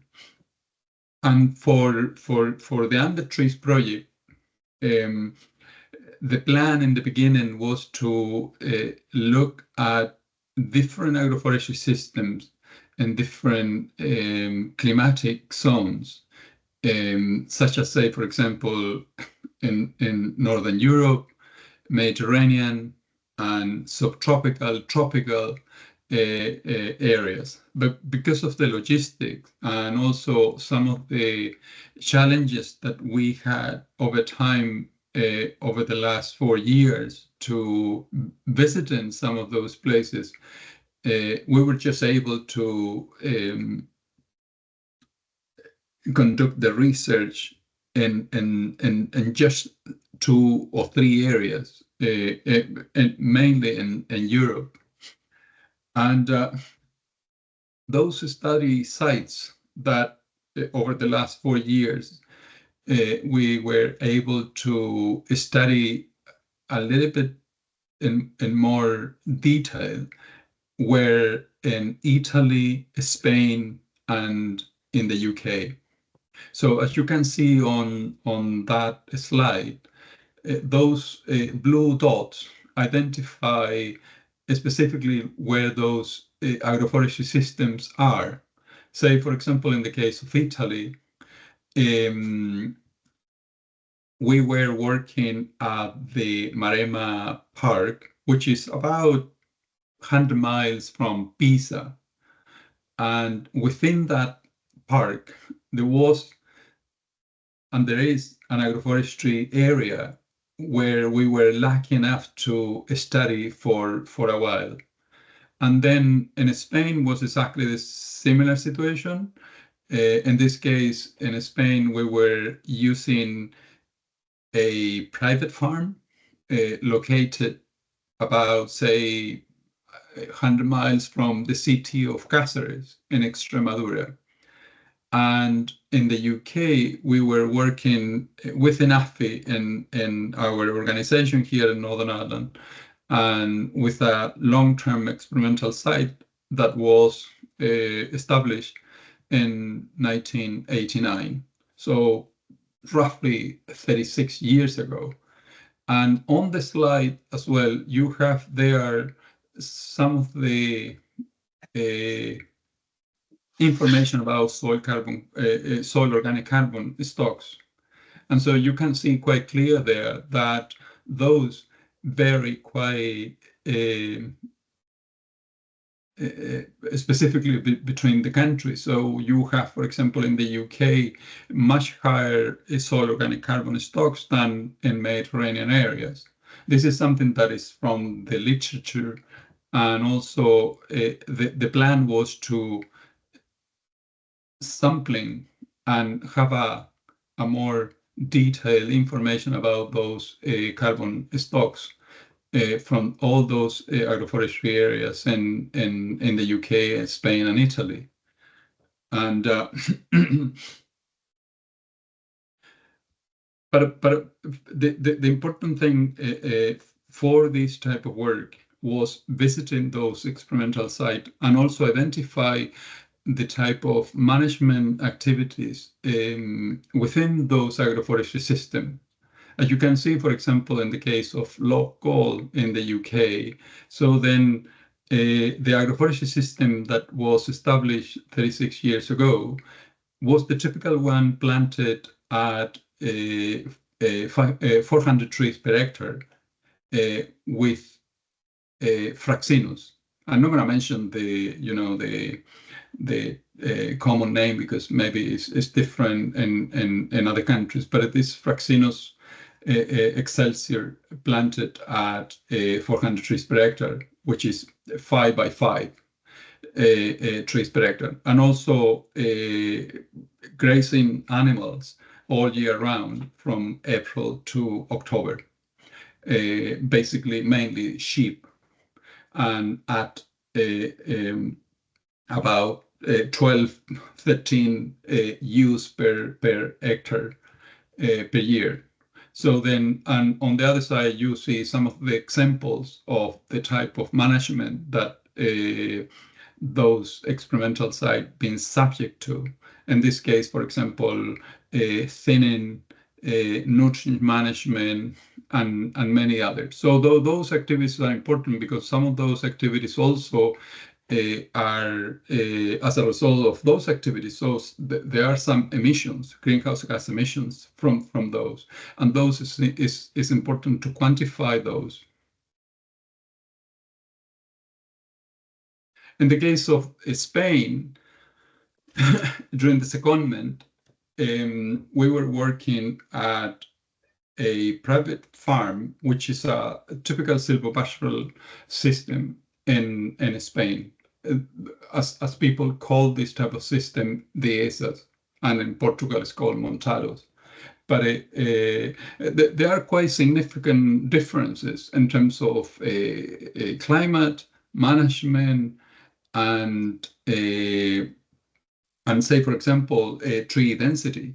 So, for example, I was saying in the case of the site in the UK, the tree density in the beginning, 36 years ago, was 400 trees per hectare. So in this case, the ESAs have between 40 and 50 trees per hectare, which is completely different and in terms of the designing the system. And also in the case of the UK, there was just one livestock type grazing within the system. In this case, in this agroforestry system or silvopastoral system in Spain, so then you can see there are two types of livestock types grazing and utilizing the site. In this case, for part of the year, you have beef, and also depending on acorn production from those trees, then some part of the time those areas are used by pigs. And so then you have that interaction, and also that interaction in terms of the type of livestock you have also brings differences in terms of nutrient management and emissions and removals from the system in terms of greenhouse gas emissions. And also the species, in this case, most of the tree species in silvopastoral system are Quercus suber and also Quercus ilex. So then, and those are the different species. And also, when I say about the integration of trees, so those trees been there for 400 years. And in the case of in the UK, so they've been just for not even half the time those trees been in the case of Spain. In the case of Italy, as I was saying, at the Maremma Forest Park, the system is a little bit similar to the one in terms of the design and tree density and livestock to the one in Spain. the tree species are different, and also the livestock as well, but are utilized in the sort of same way compared to the agroforestry system in the UK. And so going now just to the specific of the actual fieldwork that we were conducting at those different sites. In terms of data collections, some of the data that we were interested looking or collecting at those different sites was weather data, precipitation, temperature, relative humidity, and also for soils. We were interested in measuring soil fluxes and soil moisture and temperature and the typical chemical characteristics and bulk density. So then we'll be able to calculate carbon stocks and carbon sequestration from those sites. In the case of greenhouse gas emission, so then from soils, we were measuring the typical 3 greenhouse gas emissions from every single site: nitrous oxide, carbon dioxide, and methane.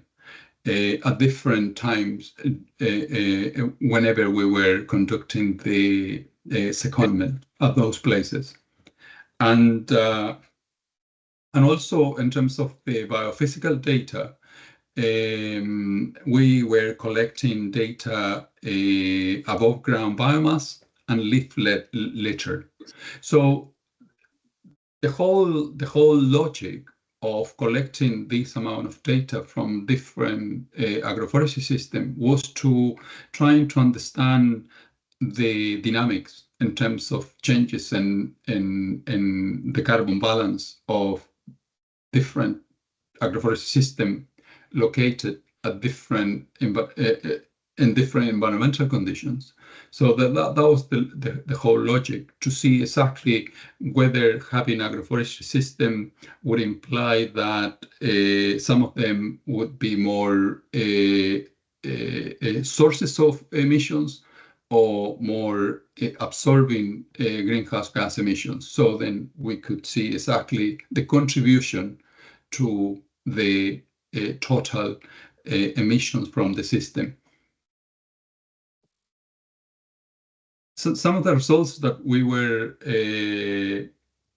now able to share in terms of the chemical properties for the 3 agroforestry systems or sites in the UK, Spain, and Italy are, for example, pH, and also macro and micronutrients. You see quite clearly here, for example, because of the differences in climate, land management, and also soil properties, that the pH and the macronutrients change quite dramatically in comparison to places in the Mediterranean areas. Some of the work that was collected, as you see, my colleague from University of Extremadura taking soil samples, core soil samples for carbon stocks, just to give you an idea of the logistics and also the time demanding, consuming, doing all this work across 3 sites. So that was one of the reasons, and the logistic and the challenges that we were experiencing, why we couldn't, or we didn't, or we were not able to cover the rest of the sites in South America and in Africa. So some another very interesting results that we were trying to understand was the CO2 equivalent. When I see equivalent, is nitrous oxide, carbon dioxide, and methane from soil. So then the accumulation of a CO2 equivalent from all those 3 sites is quite clear here, the difference between the site in the UK compared to those sites in the Mediterranean areas, in Italy and in Spain. So indicating and showing quite clear that the site in the UK has higher greenhouse gas flux, in particular nitrous oxide, and probably is due to the supply of nitrogen or extra supply of nitrogen because of the intensity of the system in the UK compared to the system in Italy and Spain. And also some of the other work, because the methodology, the type of methodology that we were using was quite intense in terms of resources. We were trying also to work on a more efficient way to estimate emissions from those systems by deploying a flux tower, a small flux tower, just to see fluxes below canopy in agroforestry system, and those have a bigger footprint or fetch. So then we can compare to those other systems that we were using for the three sites, which we were using just static chambers to measure fluxes from soils. And also a few summary sort of conclusions and in terms of the work that we did to quantify the emissions from every single system.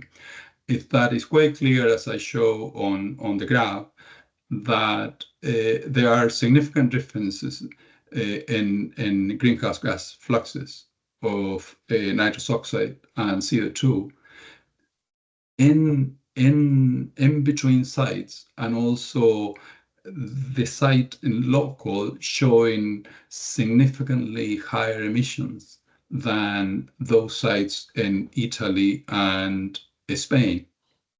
And also, as I mentioned before, I was talking briefly about the tree density and also the sort of design of this agroforestry system in different places. So then in the UK, we have a more no sort of flexible, but it's more intense in terms of trees per hectare.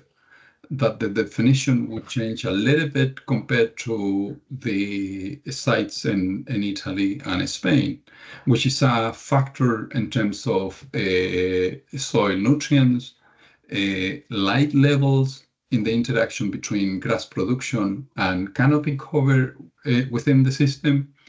And say, for example, it's quite clear that lower tree density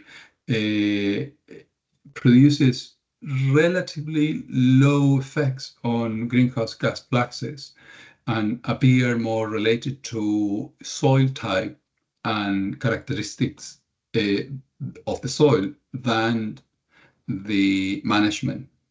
And finally, I think from this study that is still is ongoing with colleagues in Spain and Italy, there is a clear need here to standardize the methodology for greenhouse quantification and removals in agroforestry system. And basically because we normally hear that there are so many benefits of agroforestry system in terms of soil, carbon, climate change, but in some cases those claims are not clear in terms of removals and emissions from these systems. And I think once we have clear that quantification of how much emissions agroforestry system produce depending where they are located, so then we can sort of calculate exactly the trade-off of establishing agroforestry system and help achieving net zero targets for agriculture. And I'm saying that because I don't remember from the top of my head, but in the case of the UK, there is here a target to reduce 64% in emissions by 2050. So a lot of people now talk about then just to achieve that reduction in greenhouse gas emissions. So then an alternative, an option would be to establish an agroforestry system.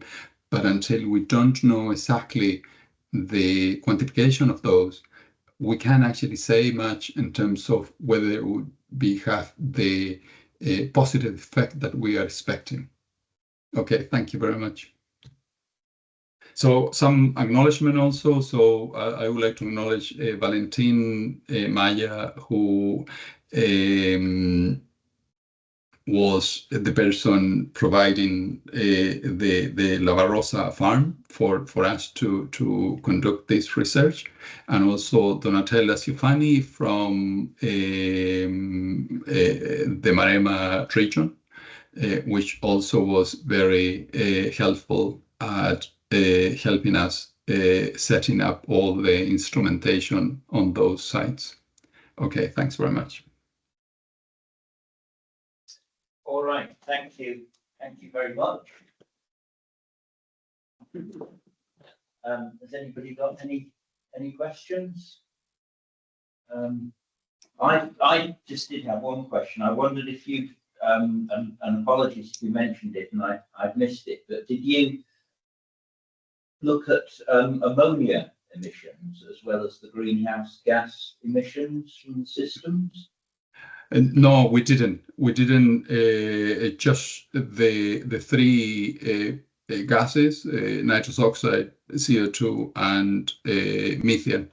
And ammonia. No, we didn't. We didn't have the instrumentation to assess and measure ammonia emissions in those systems. I just thought that's, often people say if the kind of trees and things might mop up ammonia and stop it getting, stop it traveling so far. Just thought it might be another reason or another interesting thing, maybe for next time. All right then. Well, thanks very much, Rodrigo. So I think the final presentation in our series at the moment is William from Ecuador. So if you're able to share your presentation, and we'll listen to William, and then after that we'll then move on and we'll have a kind of a bit of a discussion, about whatever anybody wants. We've got some topics that sort of noted down here, but for now, over to William. Hello, can you hear me?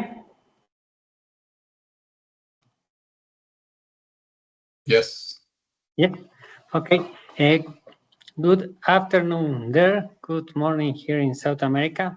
So I'm going to talk about some results about the UNDERTREES project and also about the biodiversity and the sustainable agriculture in Ecuador, because all this approach is related with this topic.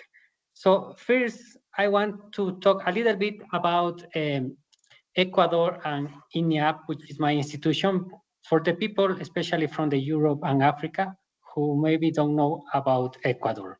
So Ecuador is the smallest country in South America. We are in the Andean region. So for this reason, we have different climate and environments. So Ecuador has mainly three regions: the coast, which is the tropical area, in which we have crops from 0 to around 600 meters above the sea; the highlands, which is the cultivations up to 3,500 meters above the sea; and the Amazon region, which is one of the more fragile area of the country. And yes. Can you go for a full screen? We can't see this. We can't follow the slides because there was an issue. Because I think you talk about the third map. Yeah, I think they've not moved on. They don't move the slides for us. You need to go full screen and then I am doing full screen now. Is okay now? no, it's Yeah, better. yeah. That's better. It's okay now? Yeah. Yeah. So now you are looking that one about the Ecuador regions, right? Yes. Yeah. Yeah. Yeah. Location of Ecuador. After that, and now one after that is said Ecuador. This says the location of Ecuador. So I moved to the next one. Oh, you don't see I think that? the next one's the regions, isn't it?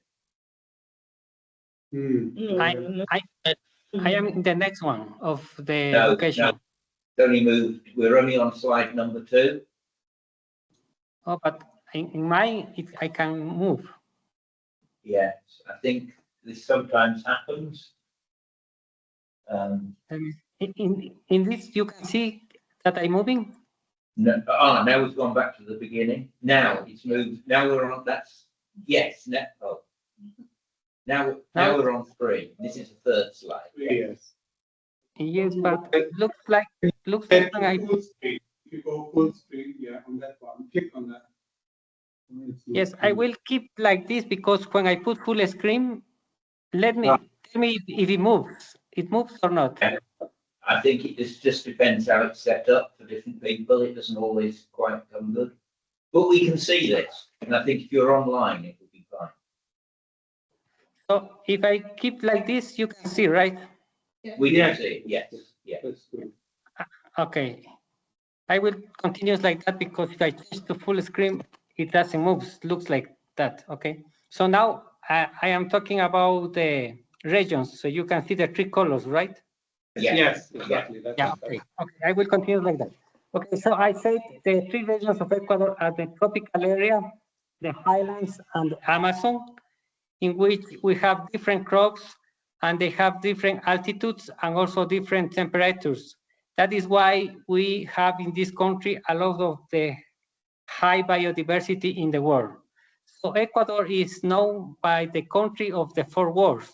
So you can see in these pictures, they are very different environments from the coast and the Amazon that they are more tropical, and the highlands, which is more cold temperature. And we have a place which is very known in terms of touristic, which is Galapagos Island. So in Ecuador, we can grow any kind of, especially tropical and subtropical crops, anytime, because of the geographical position. It allows us to have 12 hours of light and 12 hours of night, so it makes us more easy for growing the cultivation. But also, this kind of conditions give us problems, especially with some pests related to the crops. That is why it's important, the association of the crops. Let me talk a little bit about INIAP, which is my institution. INIAP is there is only one research institute in terms of agriculture in Ecuador, which is INIAP. And we have different research stations along of the country in all the 3 regions. So INIAP has focused in different areas, especially in productivity, in genetic resources, and now we are doing a lot of importance to the add value for the products. So our main activities are plant breeding, agrobiotechnology, crop management, the conservation and management of the genetic resource, and also the transformation of the products, because we are doing a lot of fresh products, but now, especially for exportations, we need to transform in subproducts to have a better income. So agrobiodiversity is very important for the Ecuador because, like I said, Ecuador is the most megadiverse country in terms of 1 square meter square. So we have germoplants bank, and we do conservation in vitro and also in situ, because some of our species cannot be conserved as seeds. They have to be like living plants. In here, I can show you some pictures of the diversity of crops that we have, from tubers to fruits and some grains. And it's very common when you go to the local markets, you can see producers and farmers commercializing this kind of crops. And different from, I think, from Europe mainly, you can see in our local markets all kind of fruits, all kind of agricultural products all the time. So that is why here people don't have a real preference for some crop. They can get any kind of them. So in terms of the main tropical crops in which INEAP is doing research, I would like to mention some of them. The first one is cocoa, because Ecuador is the main exporter of the fine aroma cocoa. We have some native species, and we produce a very good aroma cacao, which is usually sent to the European countries, maybe mainly Switzerland, to make the very good chocolate. We do a lot of breeding in this crop to generate new varieties. Another crop important is the banana, because Ecuador is the main exporter of organic banana in the world. And now we are trying to do some association with this crop, because now is the risk of fog R4, which is the Fusarium race 4. We can produce very good, very high damage in the country. Other crop is the rice. Rice is one of the main food in the country. Rice and potato, I think, are the main crops which are consumed for the Ecuadorians. So in this crop, we also have been done a lot of breeding to generate new varieties. In terms of tubers, we are working in sweet potato, because we are doing research to know the phytochemical characteristics of these tubers. In Ecuador, the sweet potato is not really a lot consumed, more is the potato. But now we are trying to promote the consumption by industrializing the crop and doing some kind of chips, some ways that the people better consume. Another crop is the dragon fruit of pitahaya, which now we are growing, you can see in this picture, in agroforestry systems.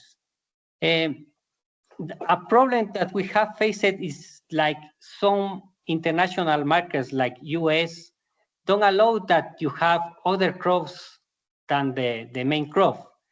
It means that you cannot associate, but there is some European markets in which this kind of cultivation is very appreciated.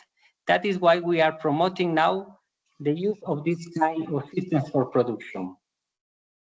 We do also passion fruit, because Ecuador is the main exporter of passion fruit, but not like fresh fruit. We do like concentrate. And now we also are combining a lot of our fruits with the chocolate coming from the cocoa.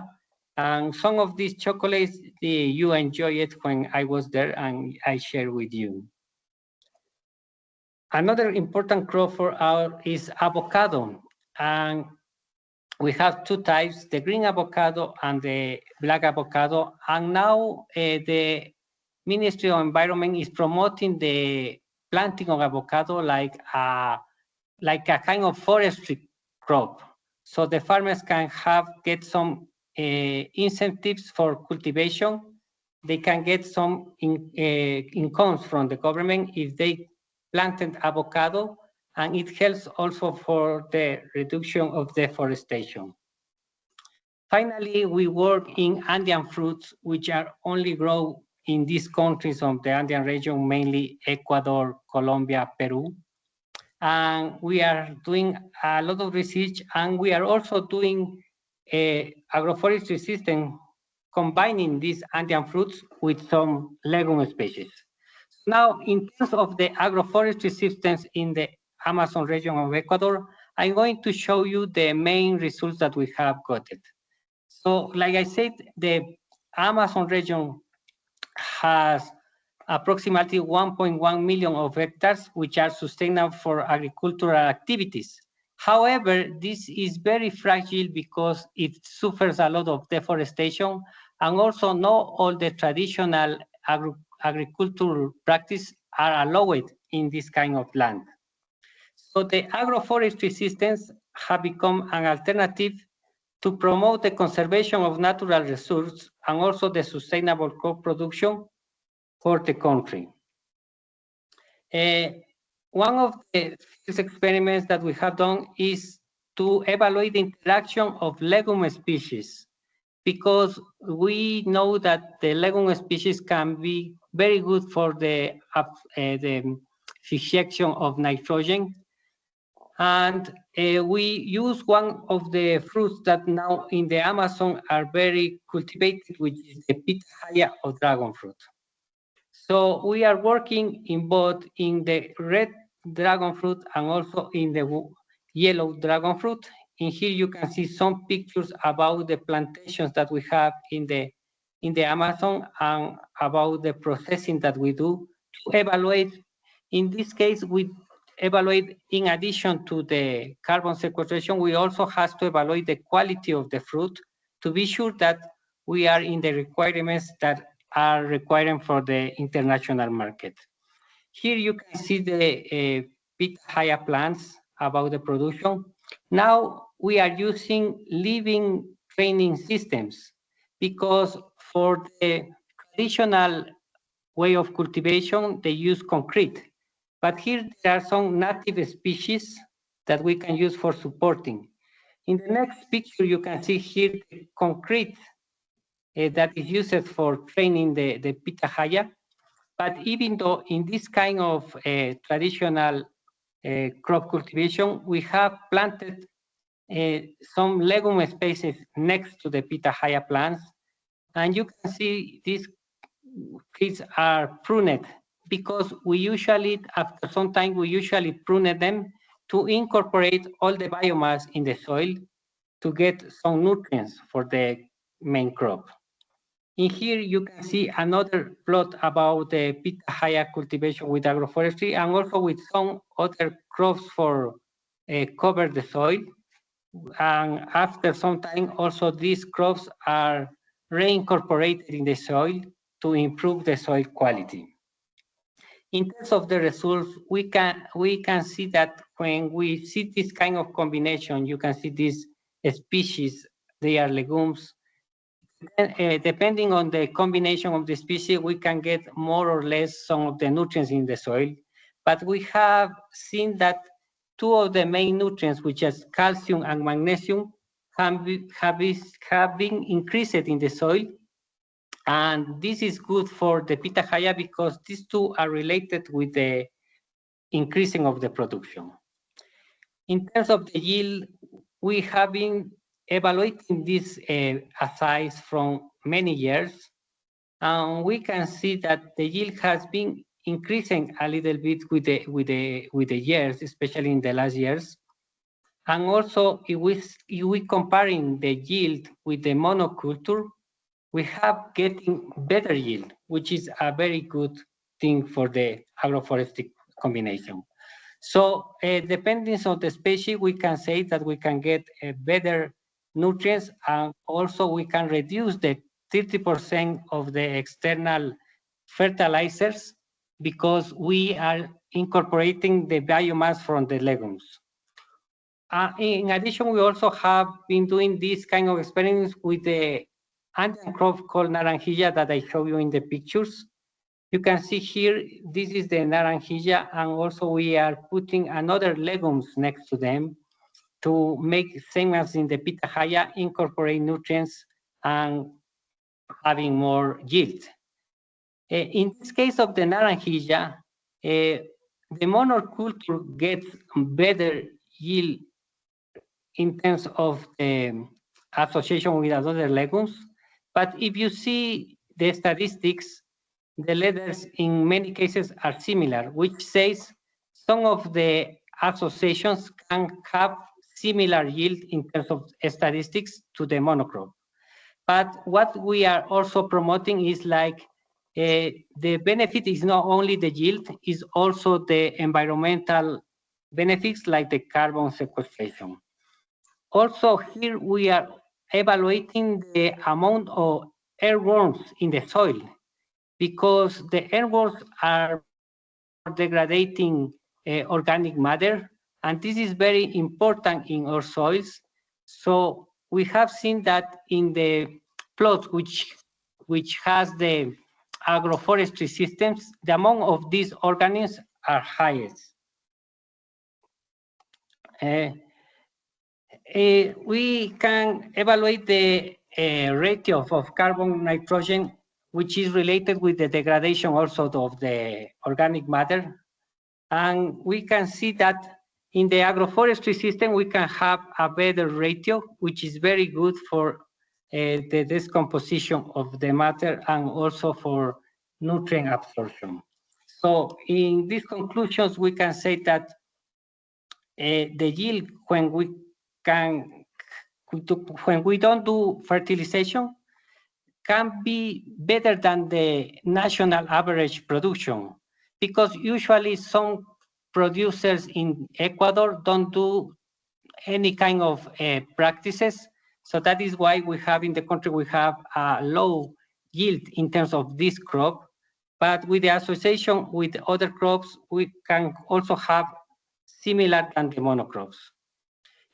We do also agroforestry with cocoa systems, because Ecuador, I said, is a very good exporter of this crop. This we are now doing association also with legumes, because now we are focusing more in legumes because of the advantage of this kind of species. So we can see in the years we having a fluctuation in the production cycles, and if we compare with the monocrop, we see that when we cultivate in association with the legumes, we can get a better yield, which is good for our farmers. In terms of carbon storage, also we see there is a relative increase in the last years about the storage of this element. When we analyze the associations and the monocrop, also we see that the carbon storage is relative higher when we use a legume species associated to the cocoa crop.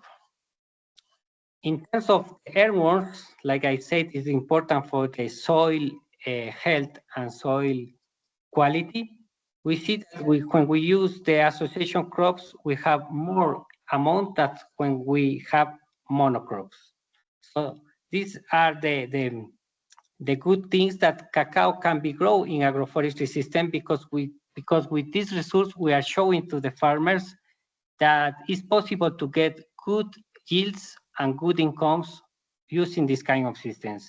Because farmers in Ecuador, it's very complicated to do this transition to the agroforestry management. But so that is why we use demonstrative plots to show them that it's possible to improve using the systems. We do the same with the coffee in the Amazon area. And here we, in addition to the legumes, we also evaluate when we use chemical inputs or traditional management. So here we can see how the main nutrients change with the use of the associated crops. And we realized that in the combination, we have more amount of the main nutrients for the crop. In terms of also in the yield, we can see that statistically, the yield from the agroforestry systems is similar to the monocrops. So it means that not always we can get better yield using these systems, but we can have similar yields. And also we have the environmental benefits. So the combination of the agroforestry systems can provide very good nutrition for this crop. And also the agroforestry systems increase the carbon captured in the soil, which is good for the environment. Finally, all these experiments has been published in scientific journals, and you are now looking, and they are part of the UNDERTREES project, part of the outputs of the project. and they are open access. So if you want more detail about this research, you can just access freely to them.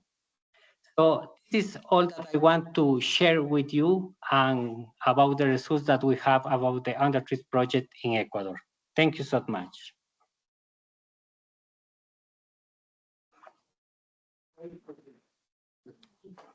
Thank you very much, William. Has anybody got any special questions that Yeah, I have one, William. Thank you for the presentation. Very interesting. Tell me something, please. So you mentioned the difficulty, the transition from monocrop to agroforestry. So you were showing the benefits of agroforestry compared to monocrops. So then what's the main barrier for farmers to do this transition from monocrop to agroforestry? Why is it so difficult for them to change? Yeah, like I mentioned, one of the main barriers is the market, because depends on the main crop. Like in the case of dragon fruit, the US market don't allow you to have another crops in your production area. So for example, for that kind of regulations, some of the producers don't change. And we have a big amount of pitahaya production in the coast of Ecuador, but they are not, they don't allow it to change. But in the Amazon, in the Amazon and in the highlands, in which the farmers are accustomed to grow many crops in small areas, it's very possible to do that. And we are using the strategy of associations. So small farmers make associations and they can build big amount, not big amounts, but enough amounts for doing the exportation of the crops. But this is one of the main barriers, the market that you are sending. And also the another barrier is because usually conventional agriculture like monocrops has been in Ecuador. So now we are promoting this kind of sustainable transition because farmers now they are conscious about that all the problems that they have about the use of traditional agricultural management, and also they know that when they have monocrop, they have more phytosanitary problems. So I think now in Ecuador and also in all Latin America, we are in the process of transition to a more agroecological agriculture. So we have this kind of problems that we have to face, and the way also is to showing the farmers this kind of results. Otherwise, just like talking, is very difficult to change the mind of the farmers here in Latin America. That is the main barriers. Okay, thanks. why is it that the market is so against against having more than one crop in the field? It's the politics, like I said, the US market, because US is very close to the South America, so it's one of the main markets for our countries. But the politics of the US markets, they said, because they want to avoid like another pest, like quarantine pests. So they say they try to avoid any kind other risks, other phytosanitary risks, having combination of the crops. But it's more about, this is the politic of the US market. All right. Well, thank you. But in Europe now, there is promoting of this kind of cultivation. And now we have in contact, especially with Germany, and they are promoting this more sustainable agriculture, and they are putting this like a kind of rule for the exportation, for some companies, I mean. So, like I said, Europe and the US market have different rules, and some of them, especially the Europe market, is very good for this kind of ways of cultivation. Well, you're certainly supposed to have diverse rotations, at least, if not separate things grown in the same field. I mean, I don't know, William, when we went to BioFach last time on BioFach for the AgroMix project, we seen a German company, Naturland, who was actively promoting agroforestry production systems in their marketing. So that was the only one who did it on a whole fair of whatever 1,000 other. So, well, at least someone started it. So, you know, I'm just confirming what you said, and that was a German company. So that's a good start. We will need to work on that more. Yes.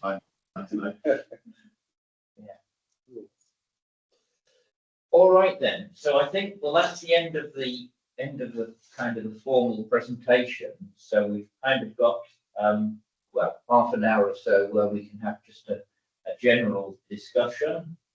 And I thought that maybe one of the key things we should perhaps think about is to identify some priorities for future research that we could, you know, I mean, either group or individuals, but, you know, some of us can, obviously we can take that in our own ways and seek funding and things like that. But maybe if we could kind of share what we think is are things that need to be looked at more, which could be anything, you know, they could be kind of really sort of reductionist science things, or they could be more kind of socio-economic about agroforestry systems. So I don't know, is anyone, I'll get we'll optimistically, I'll find a piece of paper and write them down. Anyone might say. Yeah. Or maybe I can do it here as well. You won't be, if I can bring. Try that. Maybe. Write them on this board, but you won't really. Yeah, that's what I started it. Are you going to do that then? I'll do that, yeah. Yeah, Ulrich's going to do it in a digital way. Yes, Mark. Got an idea already. Unfortunately, it's not a new idea. I think the idea has been around for a while, but I don't think it's been resolved. I think second-hand ideas are just fine. Yeah, it's a recycled idea. The resilience of agroforestry to external pressures, and I was mainly thinking climate change, but maybe we can look more generically to economic stressors, also population stressors as well, etc. But the resilience in a changing world of agroforestry production methods, maybe particularly climate change, I think is an important one to address. Do you mean to sort of see if they're more or less resilient? Potentially just in comparison to what say monocultures, but and also the resilience in their own right. If you're going to convert monoculture into a particular type of agroforestry, are you going to be able to sustain that for the next 50 years, or is it all in vain within a 10-year period? So maybe your monoculture would be in vain as well, but I think my question would be: is your agriculture alternative, your agroforestry, going to be sustainable in a changing climate? And this is obviously regionally specific. This might be agroforestry type specific. There have been projects which have been working on that. I know AgroMix has been working on that, but I don't think there is necessarily a clear, comprehensive answer that would help farmers or all policymakers to really understand that. So I think that's still at least a partially open. Well, it would also be interesting to know how, you know, it's not just agroforestry versus non-agroforestry. It's like what time, you know, with it, you know, is it better to have willow or apple trees in your agroforestry? There's all sorts of things like that. That's what I mean. If as a farmer you're going to change, what is your most beneficial, not just economically, but also having a medium term? Let's look at the next 20 years, 30 years. What is the medium term viability of the intervention that you're planning, change that you might be planning? And that comes back as well to what I think it was Rodrigo was saying, that different people consider agroforestry to be slightly different things. Yeah. Just as any, I can't see all the people now. If anyone's got their hands up, so you'll just have to shout out. Has anyone else got anything? Any further thoughts on that, or responding to Marco?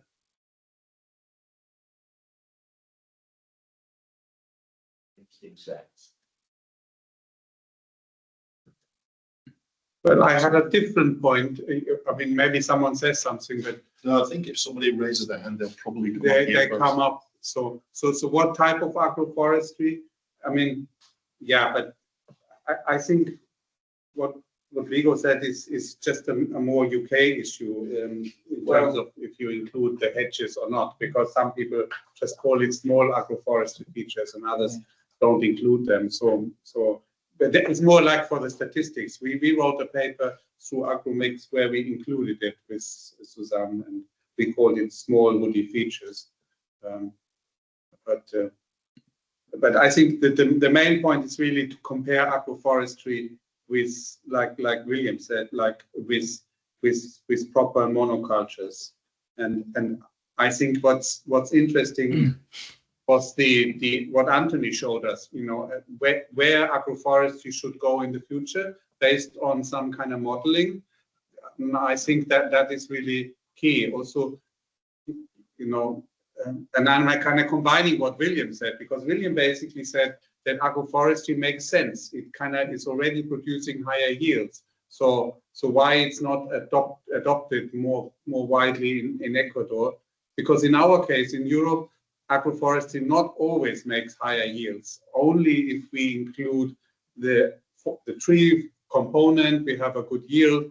But this assumption that it always is better is not the case here. So we need other benefits in order to promote it.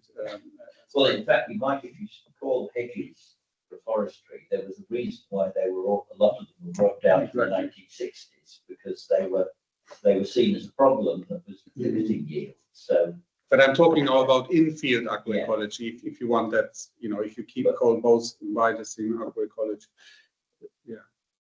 Yeah.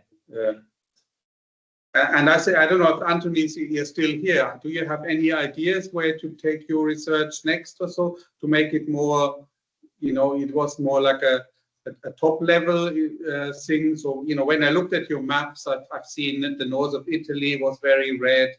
Romania had big issues, then Rioja Valley in Spain. So what is the next step to, you know, kind of help this?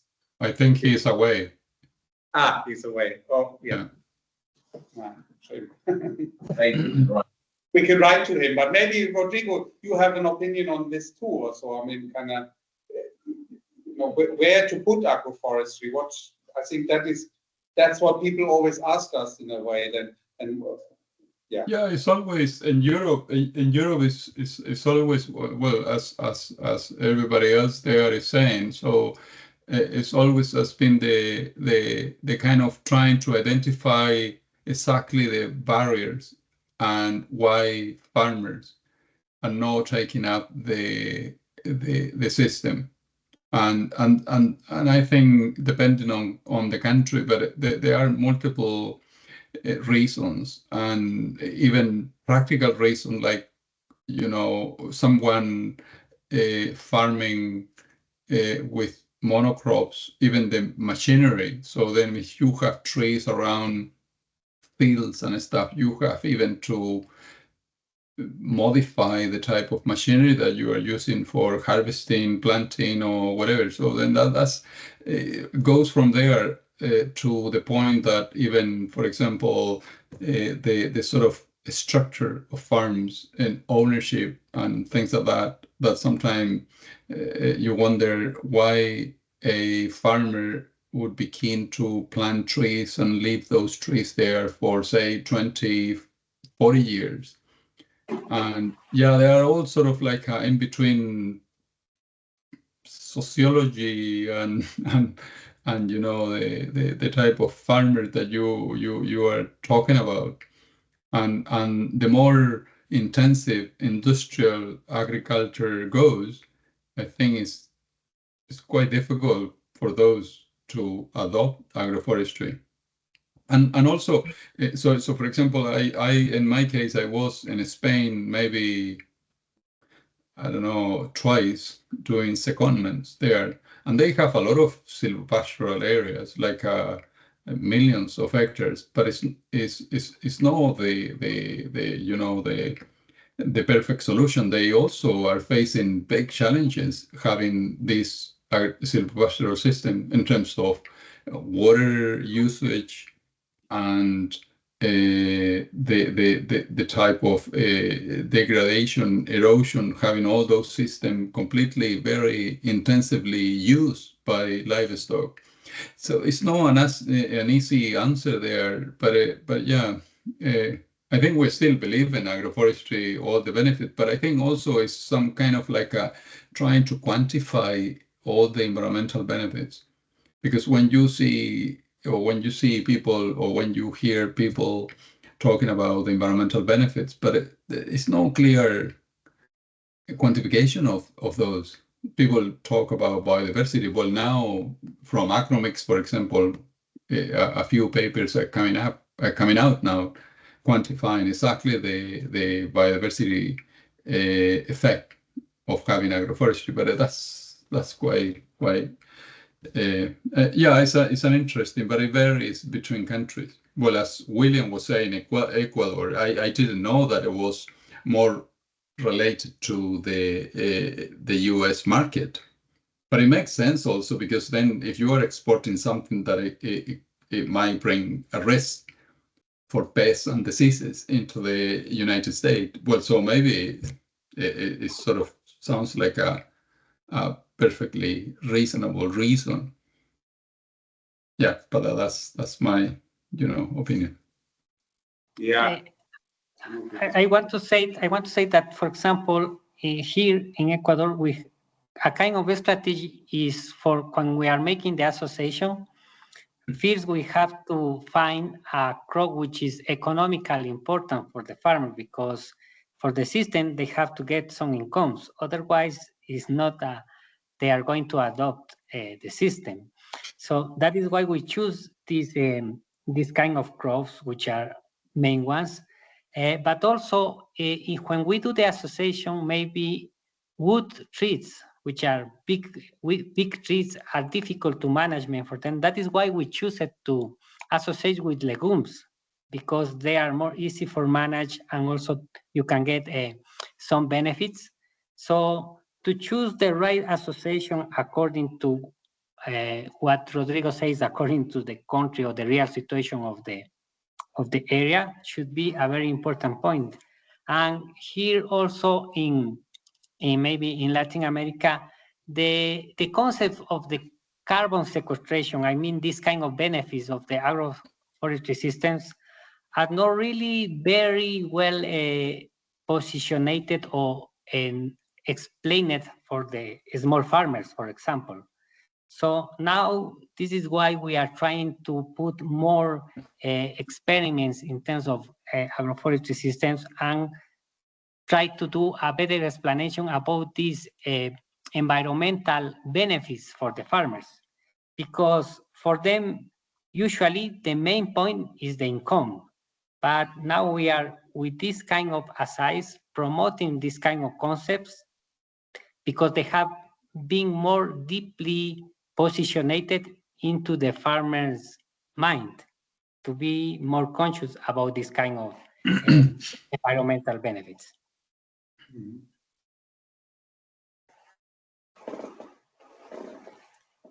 I suppose also in some situations or in some countries, there are farm subsidies to kind of compensate the farmer, perhaps for lower yields, but for maybe reducing greenhouse gas emissions or whatever it is. But that isn't, I know that isn't going to be the case universally, but that kind of distorts the costs benefits, in one place relative to to another, and Yeah, but then somebody has to have made a decision that you know that a certain approach really going to bring a benefit. but that's exactly the type of thing where Anthony's work is really Yeah. useful to identify where these initiatives, these subsidies could really be helpful to encourage. And when I think you were asking about where does Anthony's work, but I don't think so much for guiding individual farmers, but it's for guiding the strategies at a larger scale, at a regional, national scale, supranational scale. I think it's really nice.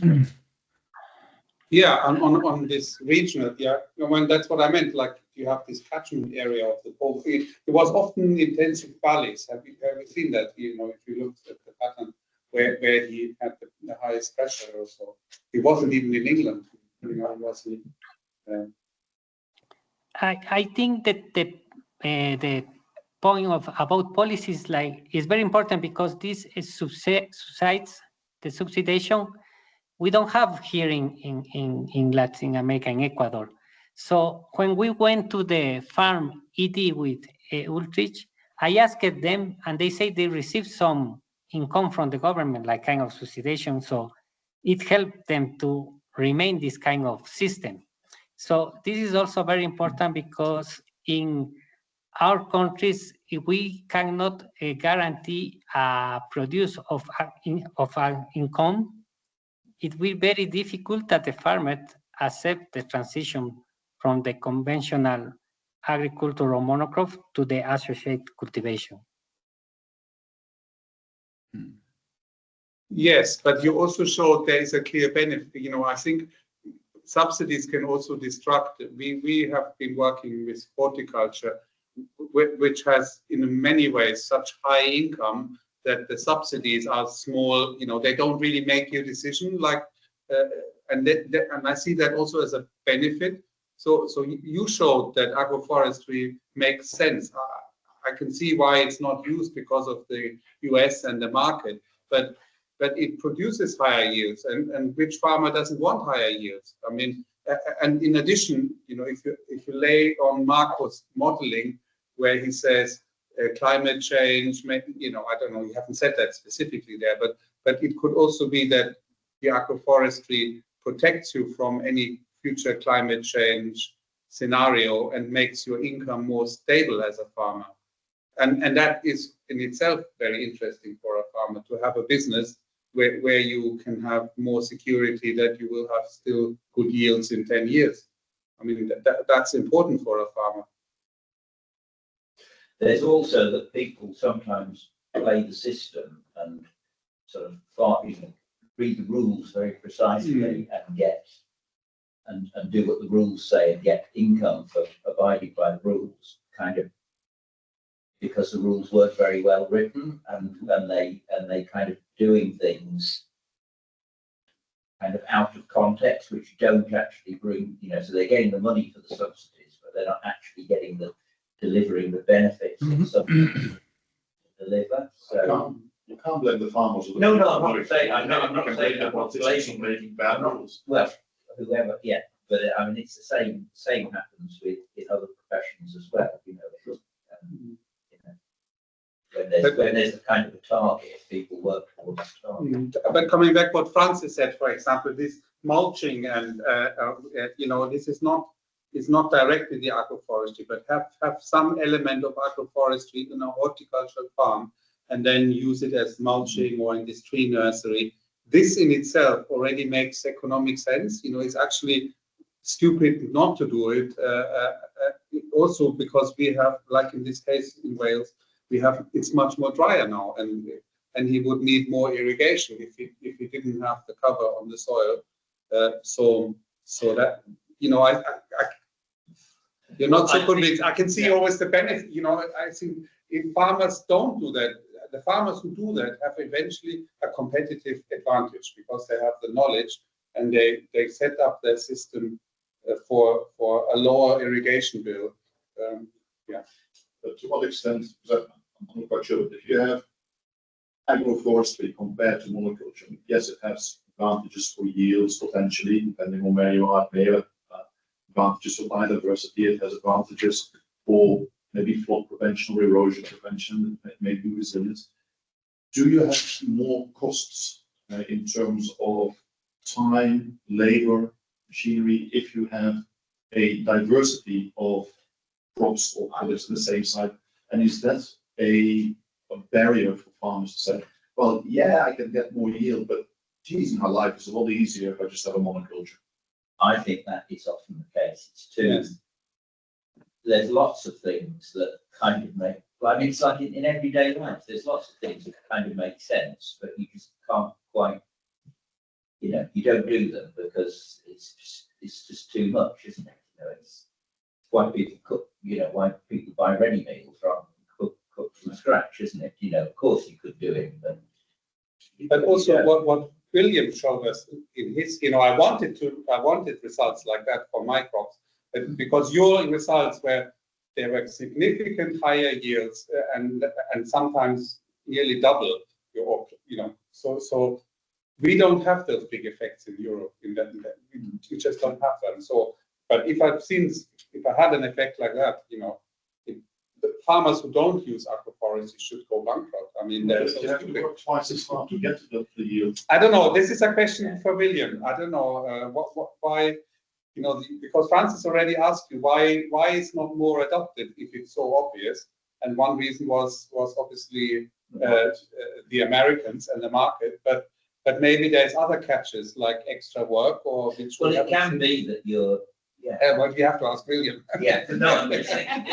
You have like kind of. But You in know, Africa, if I can, Yeah. it's similar to William, but it is driven by local politics and investors. Mm. Yes, and the developers who want to venture into agriculture where they use Yeah. agroforestry.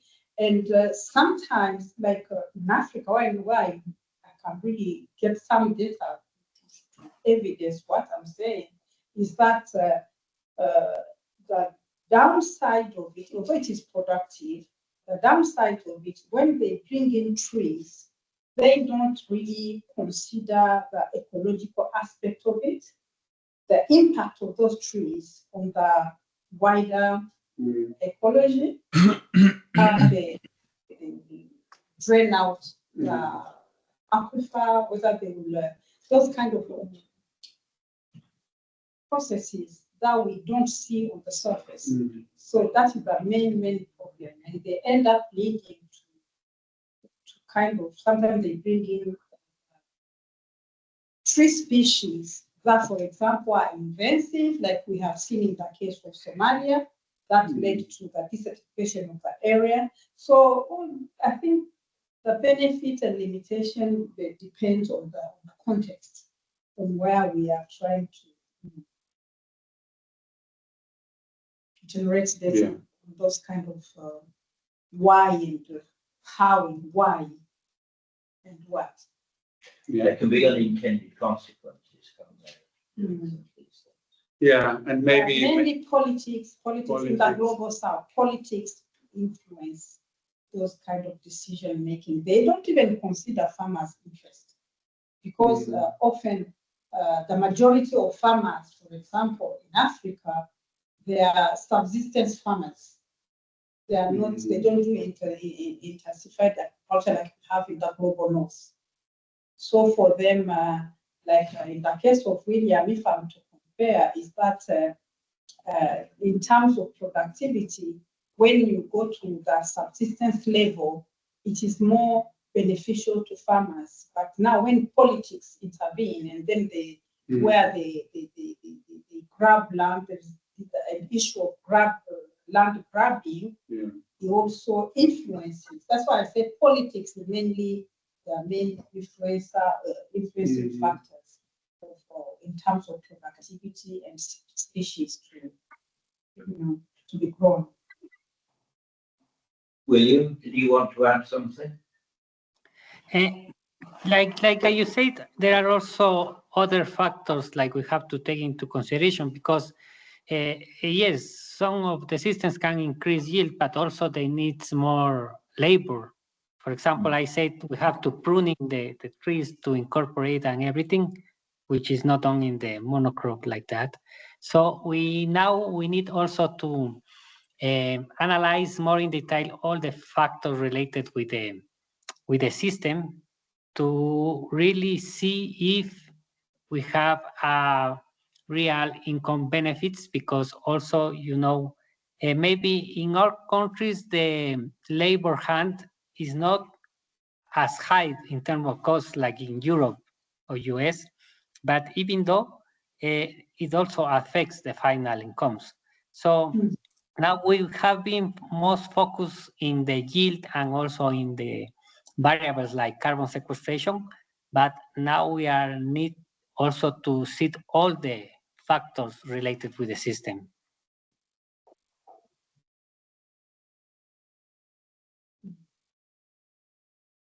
Yeah. And the policies also in Latin America, they are policies we have, but we need to develop more. Yeah, I think they have to be improved. Yeah. Francis, can we see that screen with the other participants, so in case there's someone who Well, raised their hand? I or think something? Ulrich's sharing his screen. Yeah, but No, you can see on the side. Yeah. Oh, what do you mean if we Yeah, get, but we get rid of If them? we look at people, What do you want to do? there where there's 24. Just scroll. Just If scroll up you and click down. on that, it will show us the people. In case they need to, they raise. Geraldine, for example.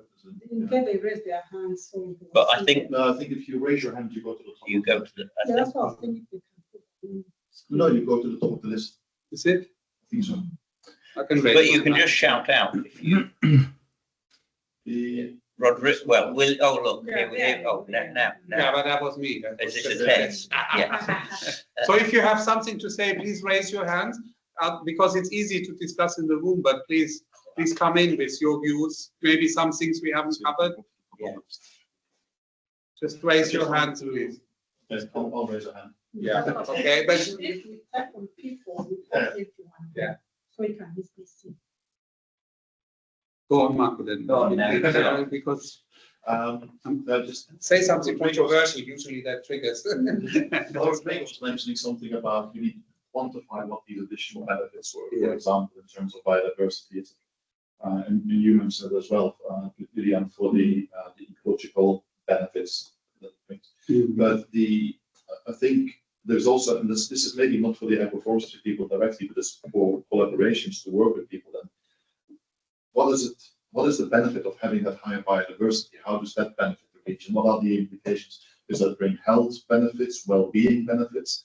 Can we take it a step further rather than saying, well, you just have a couple more bee species, or you'll have a couple of more insects crawling around, and that's good for nature. So can we? And maybe this is not for the agroforestry people themselves, but if they can link that fact of why, Policy. yeah. But what's the next step beyond? Biodiversity itself is a slippery thing, because what's one person's biodiversity is somebody else's pests. So, it's kind of, it's generally acknowledged to be a good thing, but some of the biodiversity we spent thousands of years trying to eradicate. Or if you can, or pollution reduction and all the things that you can do.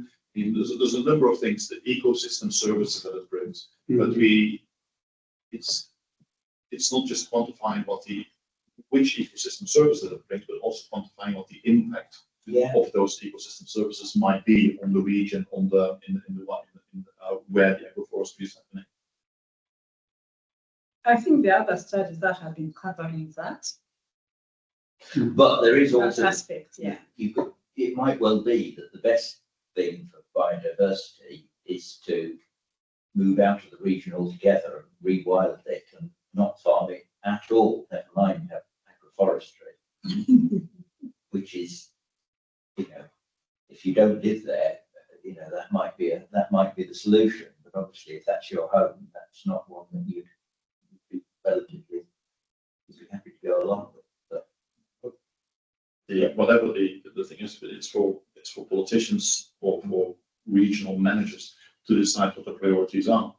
Is it agroforestry? Is it biodiversity? Is it GDP, whatever, that's maybe enough for us to decide. Yeah. But we can decide, we can do research and identify which approaches would work best for at least some aspects of that.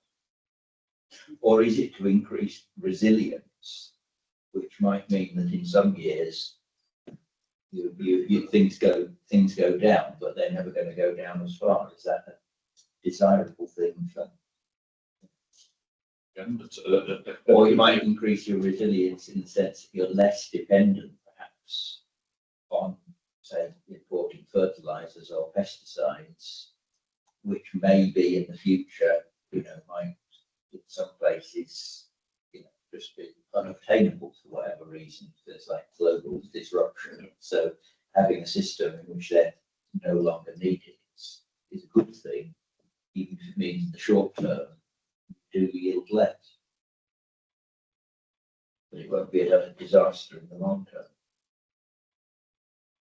But I think forestry and agroforestry, human beings will always, not only human beings, but the whole geography will always need it, considering that livelihoods are tied to them, maybe. Well, there's a Depending lot more of us than there used to be, isn't there? Mhm. Everything. We don't, the population's increased so much in our lifetimes, hasn't it? And it was all fine before. There is a picture we just sent out. You might be romanticizing. One- it. Yeah. No, but it's, no, but what I know, well, no, if, I don't know, say if you're a tiger or a gorilla or whatever, you know. Well, and Rodrigo said some of the Montada and Dehesa is overgrazed, and I don't know, that didn't come out of your presentation. Is the grazing, it wasn't negative, the grazing? In that area, no. But it was just maybe okay, the level of grazing, which is interesting. But that was one of that's basically the main contribution that my study is going to make to that local debate, which I mentioned, that people were very concerned about the impact of grazing. I would be initially also concerned, but your data show that I'm wrong, isn't it? Maybe you overestimate But I grazing. don't want to. No, but you can't generalize what is happening in that region for the whole world. I'm sure there are. Obviously, there are places where overgrazing is a big concern. It just there it turns out not to be. Maybe They should have this case study that is covering that grazing issue. We just published a paper. We just sent out a paper today. Mhm. Perhaps we could organize a seminar where we can share the data. So the primary data that we are using in this paper it's talking about that. About grazing. About grazing, the impact of grazing, the socio-economic, implication of grazing on both. We are linking the interaction, farmers, livestock keepers, and the wildlife. Mhm. So that one maybe it's a kind of, if we share that insight, can give us some idea of Macaulay grazing. We are just focusing on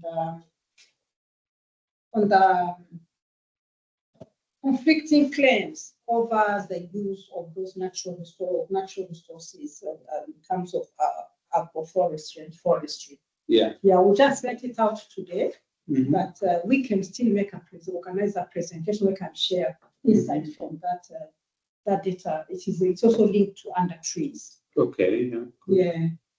So, but that would be also a priority for future research to look more Yes. into We are raising some grazing. recommendations, some concern and recommendation. Especially that's why even when I was saying that it is focusing on an area in Africa, an area called Kilombero, which is just the woodlands along the Miombo woodlands. Mhm. The famous Miombo. So we could share that and then trigger a conversation. Shall we maybe table it for end of September? Yeah. Yes. When everyone is back. Yes. Yeah. Yeah, it could even. I think Rodrigo has the. Yeah, Rodrigo's just waiting to say something. And also maybe you could say something about overall conclusions from the research. I don't know, maybe that's too much. Maybe that's Maybe I we think can it's being conclude so tomorrow. diverse, maybe that's expected to be. Well, Yeah, it's just as yeah, bullet points. Rodrigo, go ahead. Okay, no, it's just a couple of suggestions before we finish. But and I don't know what you think about future research, but maybe for me it's a little bit more simple. That I was thinking that there might be something about communicating the findings. I think that there might be something that we are doing wrong here, because somehow we are not communicating the findings the way that farmers or landowners something are not adopting the system. But it's something, I don't know, maybe we have to be more novel at communicating. I don't know now exactly what sort of, but maybe, yeah, I'm sure there might be some sort of ways of communicating all these agroforestry benefits in a different way. And the second one is about I think Francis mentioned in the beginning, the funding mechanism in this project. And it was very frustrating not to, working in places. Well, so Marco and other people had the opportunity to go to South America and Africa and stuff like that. But it was so difficult, and as a follow-up sort of research or something like that, if possible, it would be quite interesting to do something that we've been doing in Europe and trying to find a mechanism to doing it in Africa and South America. It will be quite good, but because it was really frustrating not to cover those areas, and because of the difficulties of having a very inflexible, unflexible, no, very flexible funding mechanism, or the funding model that we were working with. In terms of conditions of secondment, were Yes. those also flexible? There were limitations. Yeah. There was certainly challenges. They were challenging, yes. But that is, I thought about, this is more technical challenges. Yeah. That is Well, definitely. it's still a barrier. Yeah, to It's a doing it. massive technical barrier. But Yeah. what do you think about our research focus? What was that, kind of, is there something we should have changed, or should, as I said initially it was called Cypresses and only focused on silvopastoral systems, and that was obviously rejected, and then it became Undertrees, which for me is a code also for the ecosystem services, and some a more wider approach. In my view, it has worked, but there could be obviously more. But so I think the result, I'm signed. Given all the other constraints the project has, some results came out which I think were of use. Making it more general was probably allowed more participation, because if you make it too specific, then a lot of people wouldn't have been eligible to have been squeezed in. So. And if we had more time, what the research you showed was very, you could have done, a lot of it was not even through Undertrees project, but I think it's very relevant. The three areas we identified. I know they are not directly the trees in the farm, but there are still trees in the system. What the last line Francis said. Well, it's the bioeconomy. Yeah, it's finding a rather than looking at it in a narrow sense, we're intercropping with apples, so we're selling apples as well as cabbages. It's finding other uses for that woody material, isn't it, and giving it value in that system. So it might not be a direct financial plus, but it's like it's alleviating a financial minus somewhere else, because you're using what you're growing rather than buying something in. Yeah. And I think that would also be useful for a more regional strategy where you then create this bioeconomy, I think, yeah, collection of material. because of what works, in, yeah, I think that's perhaps less transferable because, what works in the English Midlands perhaps is less appropriate to even other parts of the country and find But you could also say that, when we look at this triangle, we have separated farming from forestry, and now we are making agroforestry and bringing them together in different ways of intensity around fields, in fields, but it also gives this more option to a bioeconomy. It makes it easier than separating them, because otherwise you always have this long transport and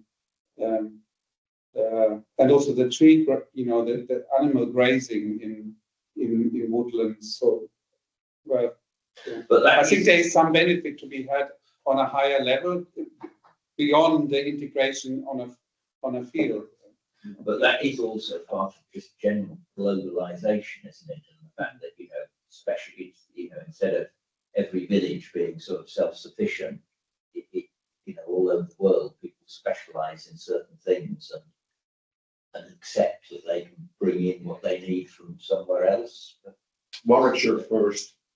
So, which is well, and that is the thing. It's kind of all good till it all goes wrong, isn't it? They may, wars and disruption and all that. Yeah. Resilience study is all about.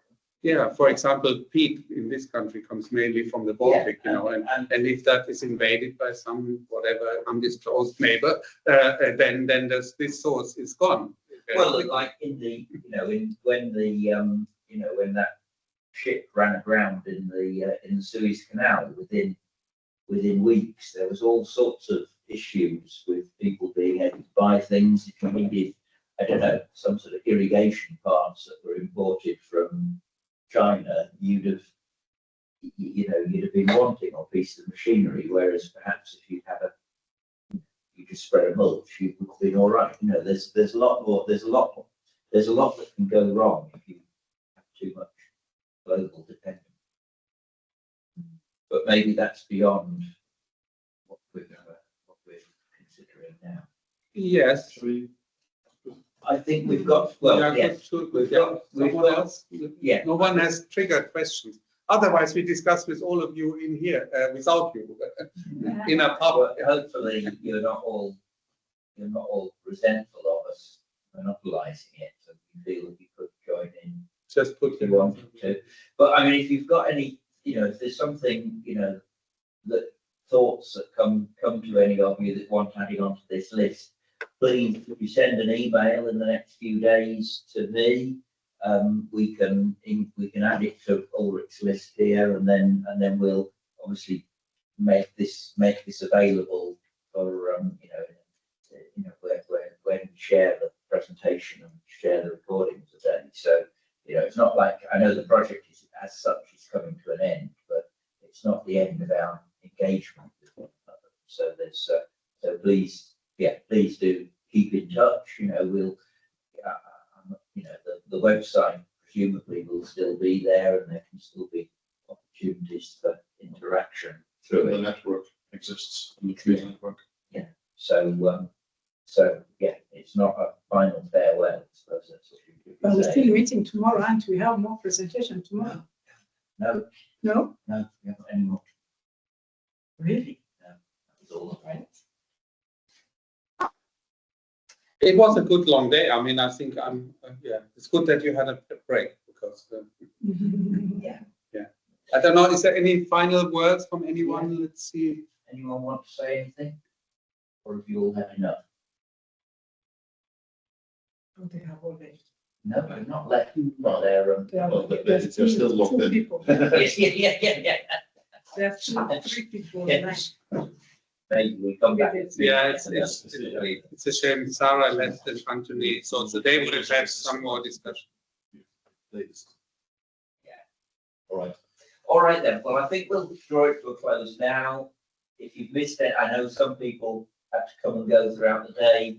The recording we'll put on the on the website in shortly, and then so please, if you have to miss any of it, please do listen in to bits that you've missed. And yeah, and we'll thank you for all for joining, and we'll and thank you especially to Rodrigo, Anthony, and to William for presenting from online and sharing your experiences with us. yeah. So yeah, that's it for now. Thank you. Thank you. Goodbye. Bye bye. Thanks. Thank you so much. Bye bye.